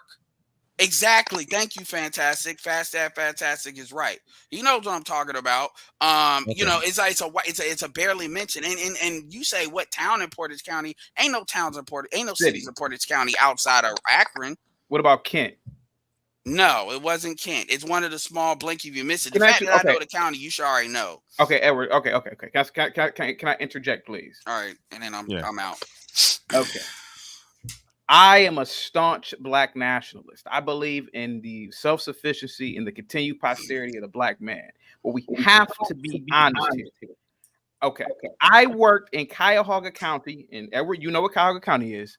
I was a probation officer under Nancy Margaret Rousseau and so many other judges, right? Back in 2009. It was my first job out of college. Now, I'm not saying that white boys don't whoop their women's asses, whether it's a white woman or not. But every DV case that was interracial, sir, every single one, it was the black man beating the shit out of a white woman. I'll tell you this. Can't no white dude walk up on, I'm going to use Queen up here. Can't no white dude walk up on her and do something to her around a whole bunch of black dudes in public. Because we have a gang mentality when it comes to that. I have seen black dudes in public beat the shit out of white girls, and white boys don't do shit. I don't know why they don't, but I don't know where you're talking. Like, I get what you're saying as far as you work in a personal thing. First of all, I'm not going to derail this with Ohio because Ohio is a weird state like that anyway. It is. So Ohio is unique in its culture. One thing is one of the brokest black male states in the union. You ain't got nothing but a bunch of broke black. These are a bunch of mixed white Appalachian white trash females that will have sex with black men, but they'll say Obama not ready to be president. I know what it's about. But my thing is, you're applying a national standard to like a specific state, and even then, a specific county, because that crap ain't flying all over Ohio. Ohio's a big state. But Edward. Well, hold on. Let's. I'm gonna pass it to Queen Key. She was raising her hand. She didn't want to interrupt and be rude, so I'm gonna pass it to her. She was raising her little hand, so I'm gonna pass it to her. Go ahead. I just wanted to ask Chaotic Truth the question. I'm trying to understand where you're going with this, because you're saying that if I, as a black woman, am out in public, and let's just say that just randomly some white man goes to assault me, black men won't stand by and let that happen. I'm gonna have to call BS on that one to some degree.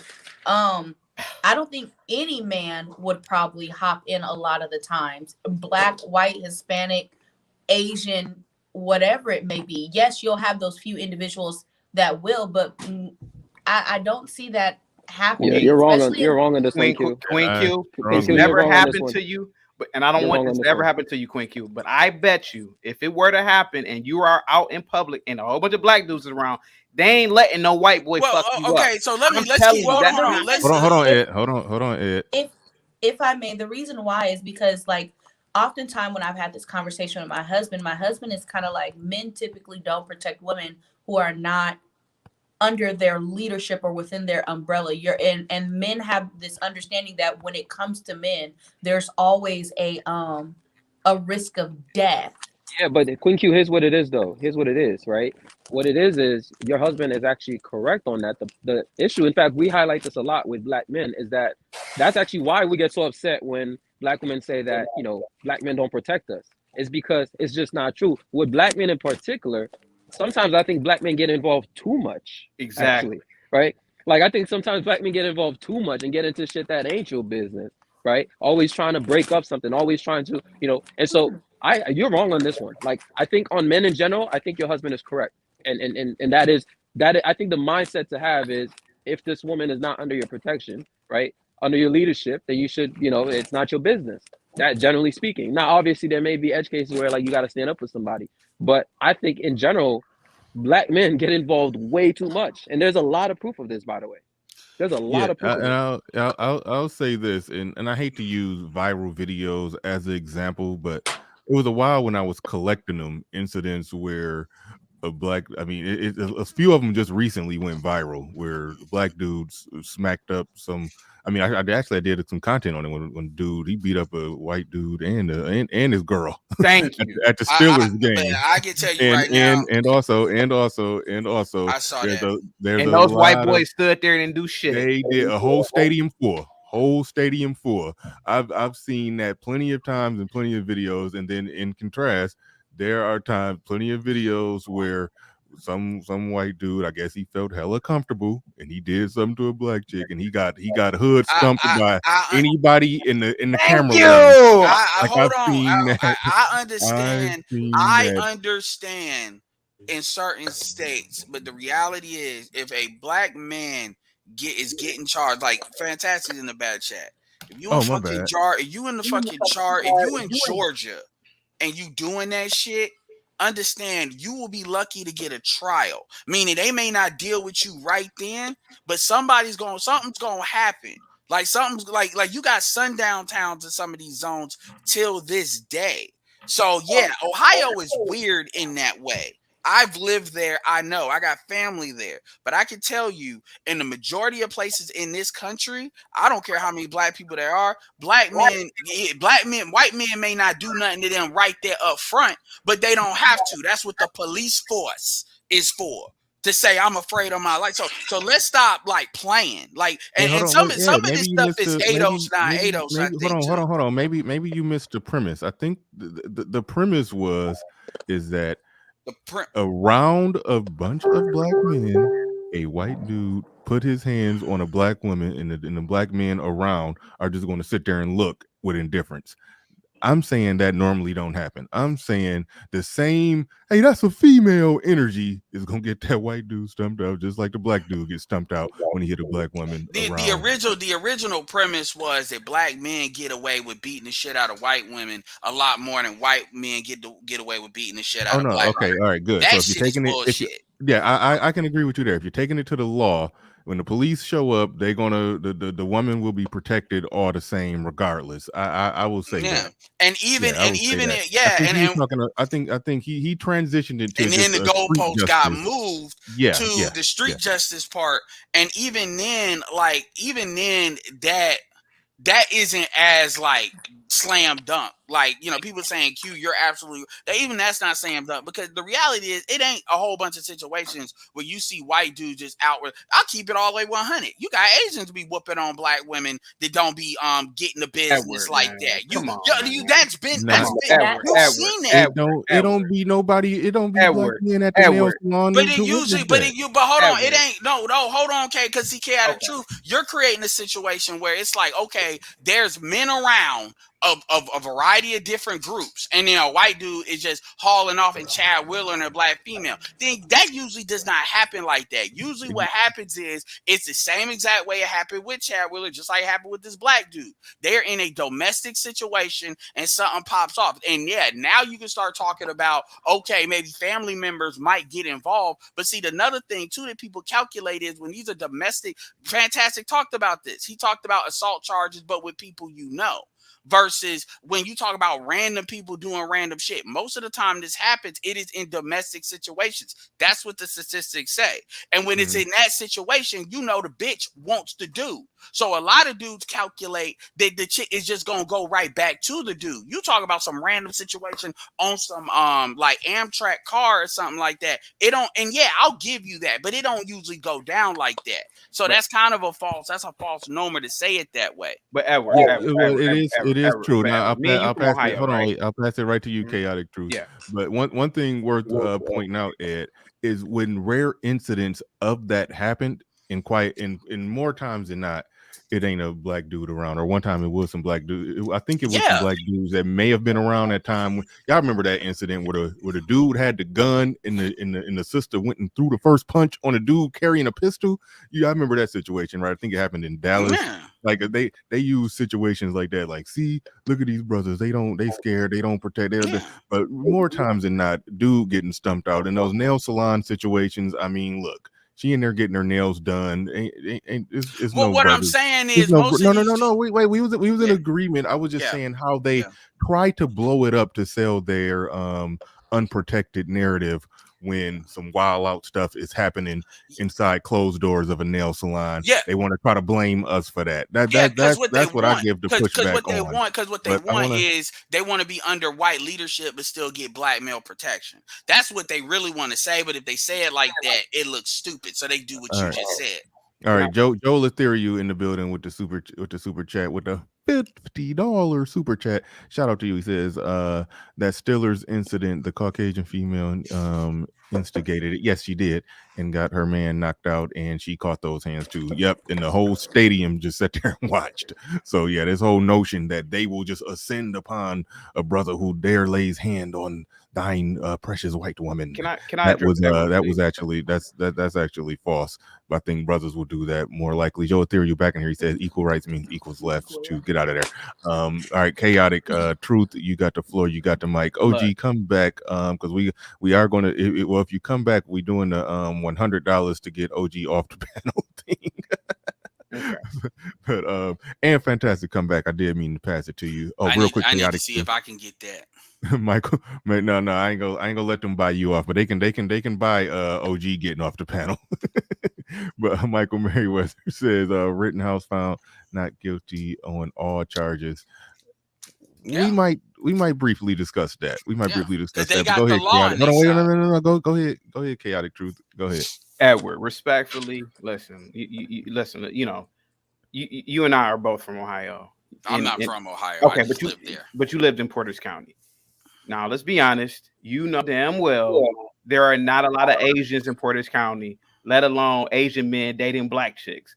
And you know that you've never seen an Asian man and never heard of an Asian man that whooped on a black woman's ass, because I ain't never heard nothing like that before. First of all, they're not even aggressive. Their culture is not an aggressive culture. Korean. I know, Queen. Well, now just hear me out for a minute. Let's be honest. They're not really known for their aggressive nature like black men and white men.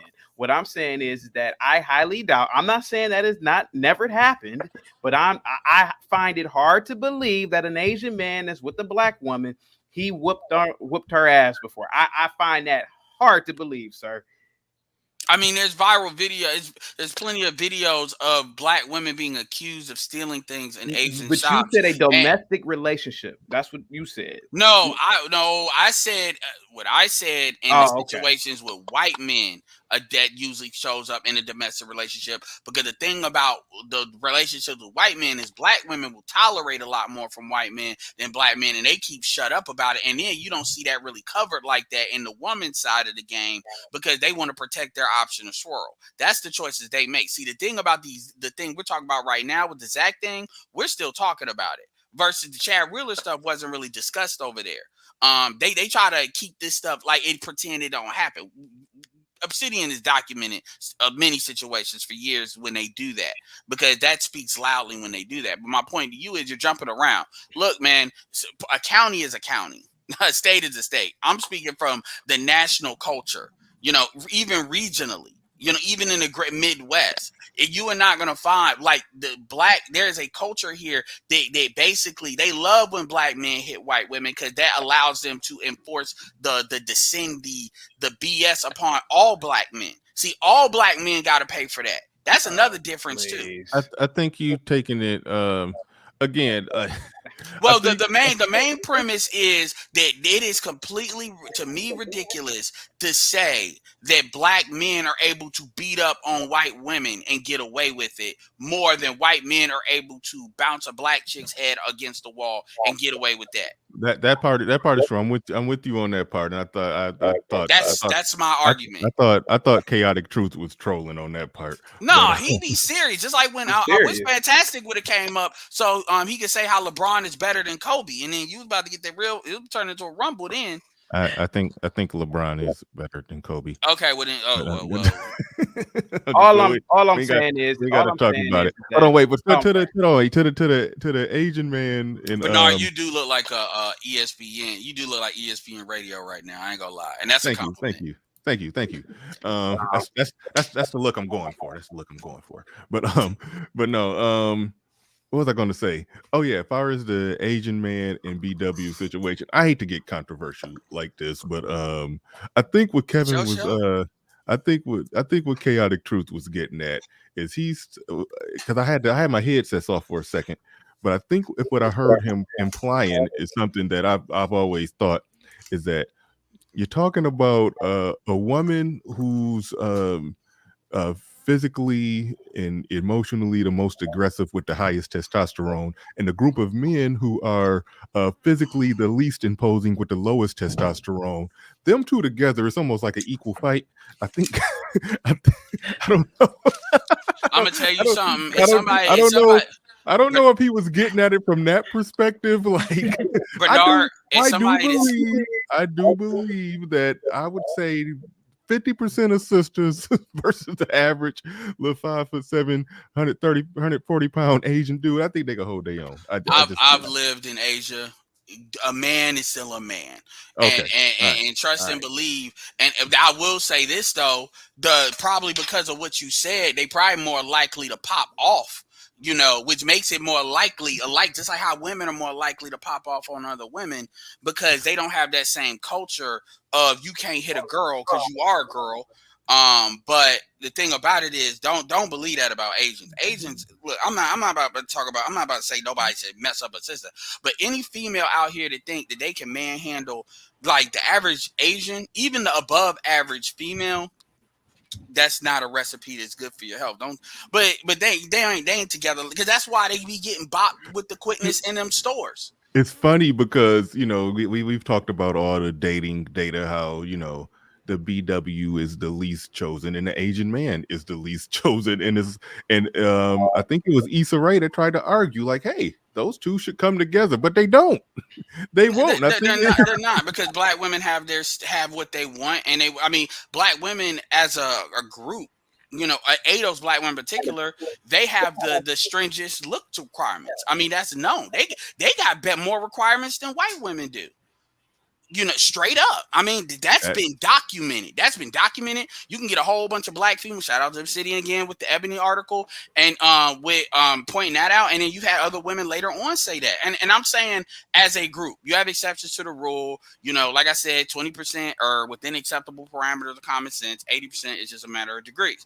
But and I get it because they're bigger than the average women. When I say bigger, I mean like taller and stuff. So sometimes that goes along with that. But that because I could go into that, but whatever. Because you gotta remember, Asians have billions of people to pull from so even if they women are dipping out at a high rate, it still ain't at it is what it is. So. All right. Okay.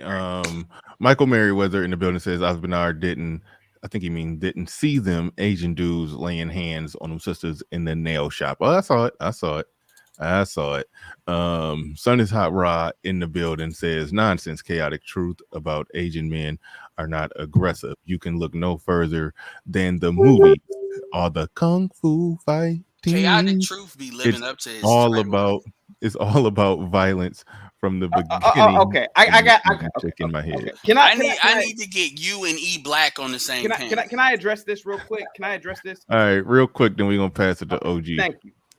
I see people in the chat are saying, well, the Asians invented karate. They invented kung fu. First of all, it wasn't the Asians who invented karate. The Japanese invented karate, and it was. Well, they are Asian.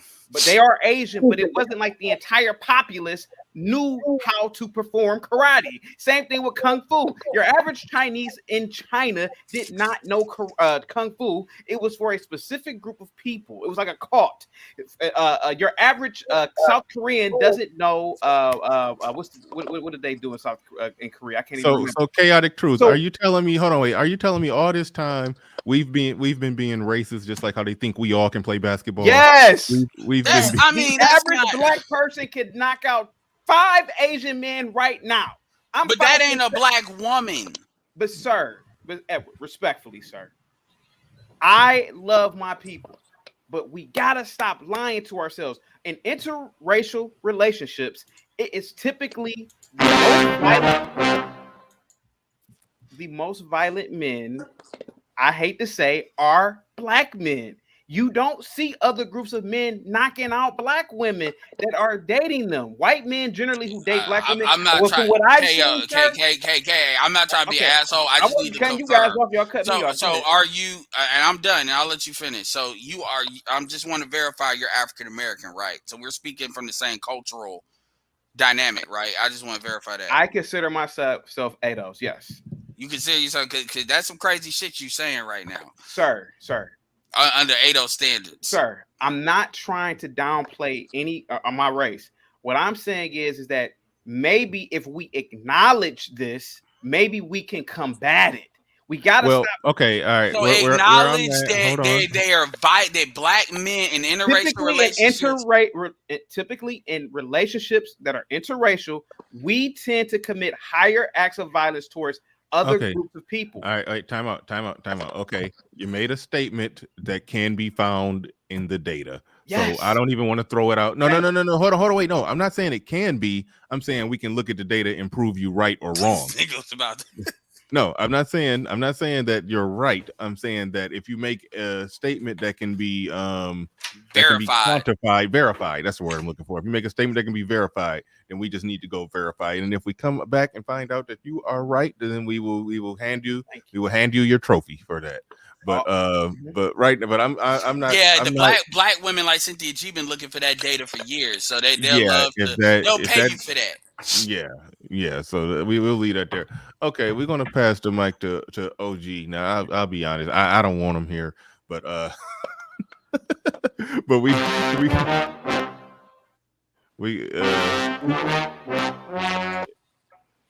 and a lot of people that watch the show don't want him here, and he came with the idea that he said something like $500 to get him off the panel. I thought that was too high. $100 he's gone. But anyway, go ahead, OG. What you got on this subject? On the day when I got real low patience, on the day when I got real low patience, it'll just be $5 to get rid of them. But right now it's $100. So go ahead, OG. Good morning. Good morning. There's a lot of ass whooping going on this show today. All the way from Haiti to the United States, everything is happening. Everybody getting hit in their jaws, get swept. The old man say sweep them and hit them with goddamn soft toilet tissue, a frying pan, and let's don't forget with a sagging tit. But we gotta put a hold on this shit. Did he say? He said wet toilet paper? No. I'm good with the toilet paper. No, that's funny. He said hit him with a sagging tit. Yeah, there's some old women out there still got sagging tits, and they use them as weapons sometimes. But anyway, there's a lot of ass whooping going in every race, and we know we always be put in the front of the line when some shit happens in the United States. I mean, there's no secret with that, and anybody think that if you see a group of black men outside and see a white man beat the black boy. Anybody believe that there's not gonna be some interference with that shit? You're living on a rock. That ain't happening. Not in my neighborhood. Maybe you got a lot of black guys where you at, what got black face. They really white guys with black face, but you ain't gonna find that in the black community. That ain't happening out here in California. All right. So, but not. I wish I know what the hell the show was about this morning, so I can really get into it. I've been listening to it for a while, but I just don't really know what it's about. Could you just kind of like bring me up? Have you? Yeah, see, I told y'all he's taking a link and they'll be watching the show. But are you familiar with the Zac Stacy incident? There's a football player. He got caught on tape. No, sir. Beating his girlfriend, or no, mother of his child, pretty badly. Punched her a few times, threw her against the TV. The TV fell on her. He picked her up and choke slammed her back down, and then caught a flight. I think he caught a flight there just to do that, and then he got right back, went right back to the airport. That's what it looked like. But so yeah, that's an incident that's going around, and there is a. I think they caught him this morning, but I think there is a racial element to it because the chick was white, so we was just breaking that down, and then had a number of other topics as well that we bounced around, but that was the general main topic. Well, anything that I could give some input. I don't know too much about girlfriend ass whooping. Jumping on women. Because I know I'm still in the fight for that shit right now, but it ain't for girlfriend, but it is for an old woman trying to stab me in the neck with a fork. With a what? With a fork. Oh, a fork. I thought you said fork. Yeah. Okay, back home we say fork. But I said, okay, so she tried to stab you in the neck. What happened with that? Well, I happen to live in the county. If your pigmentation is anything past 7 o'clock in the evening in the wintertime, that means that you're black.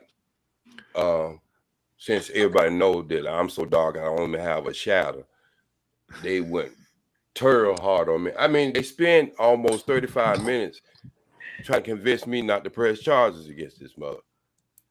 You know what I'm saying? So when I did press charges, hold on, wait, why did she stab you? No, she I deal with people who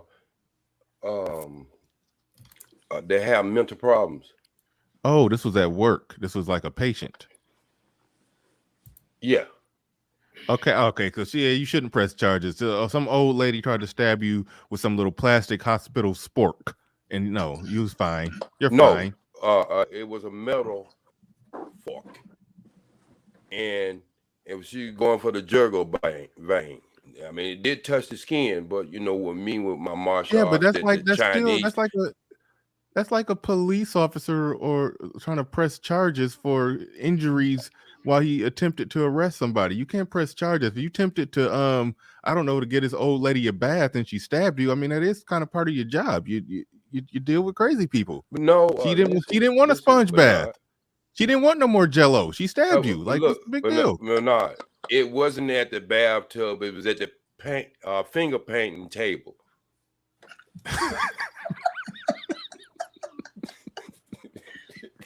What the fuck?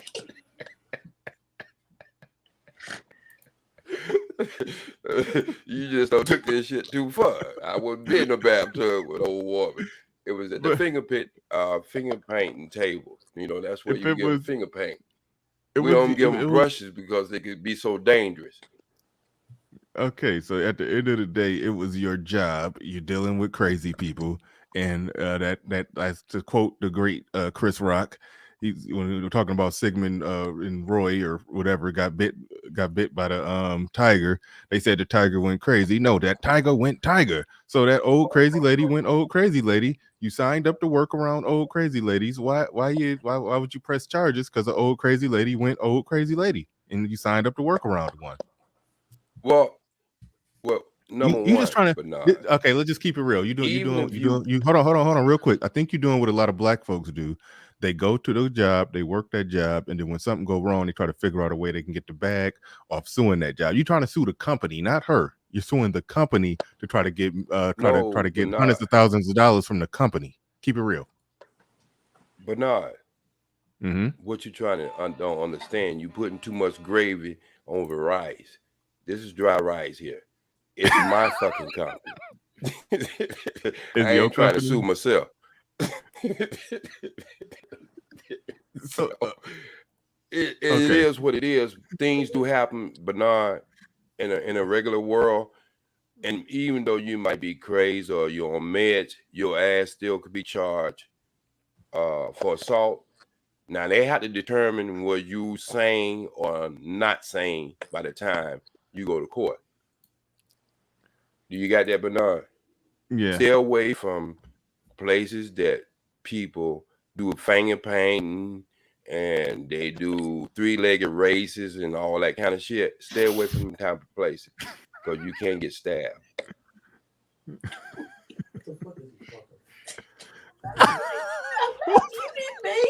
Hey, hold on. Hey, shout out to Queen Q husband. We heard him in the background saying, "What the fuck is he talking about?"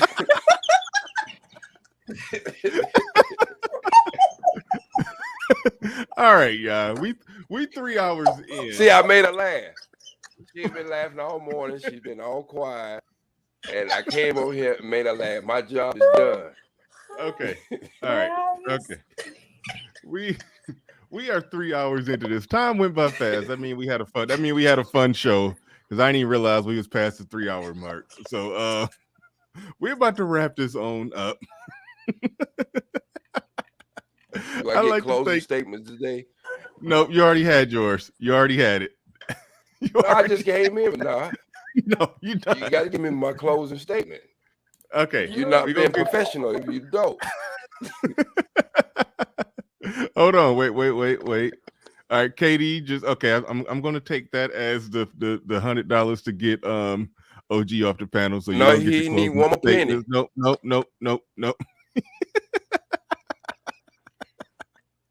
All right. We're going to close the statements. We're gonna start with Obsidian. Go ahead, Obsidian. Are you there? Obsidian.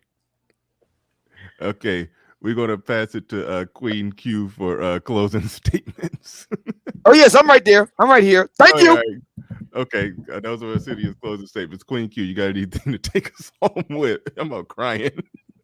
I am too. I'm trying not to mess up my makeup, but oh my God. I don't know what happened at the end, but I can't stop laughing. And my husband, I'm trying to tell him I wasn't muted. His face, if y'all could have seen his face the whole time, I was trying to keep it together. You heard him. That was like that when he said, "What the fuck is he talking about?" It's like you could tell it came from within. You could really just hear that he was frustrated. What the fuck is he talking about? Oh my goodness! All right. I'm just gonna pass it to Chaotic Truth. Don't go nowhere, Queen Q. I want to say something to you after the show. But okay. Go ahead, Chaotic Truth. You got the last words. Bernard, I want to say thank you for bringing me on the panel today, and hopefully you can invite me to the next one. I enjoyed myself. I enjoyed Queen. I enjoyed Obsidian. I enjoyed Mr. Fantastic. Jonathan, of course. Edward, again, I understand that everybody has opinions and positions, and I definitely respect all those opinions and positions. However, I want to leave out on a question for everybody. What drug or type of alcohol was Shaka Khan on last night on the Versus? And I end on that question. Okay. I didn't watch it. I know nothing of that. Okay. But it was horrible. Oh, my eyeliner. Yeah. But all right, yeah. Okay. Thanks, man. Have a you good one. everybody. KD, appreciate you coming through with the $100 super chat. Shout out to Joe Ethereal too. You came hard and heavy handed with a 50. It was somebody who dropped 5 on it that I missed. No, actually, no. My man Ice dropped 5 on it. Shout out to you. Appreciate you. It was somebody else. Real quick. I don't want to thank everybody who's supporting the stream. Shout out to Hank Tyrone from the 404 says, get him, OG. He says, get him off the chat. Here's my donation. Okay, so yeah, people trying to ante up for the $100. Okay, I see what y'all doing there. Shout out to Son is Hot Raw. He said, this is my 5 to get rid of him. So yeah, people trying to ante up. Shout out to all of y'all. But all right, y'all, we out of here. Peace.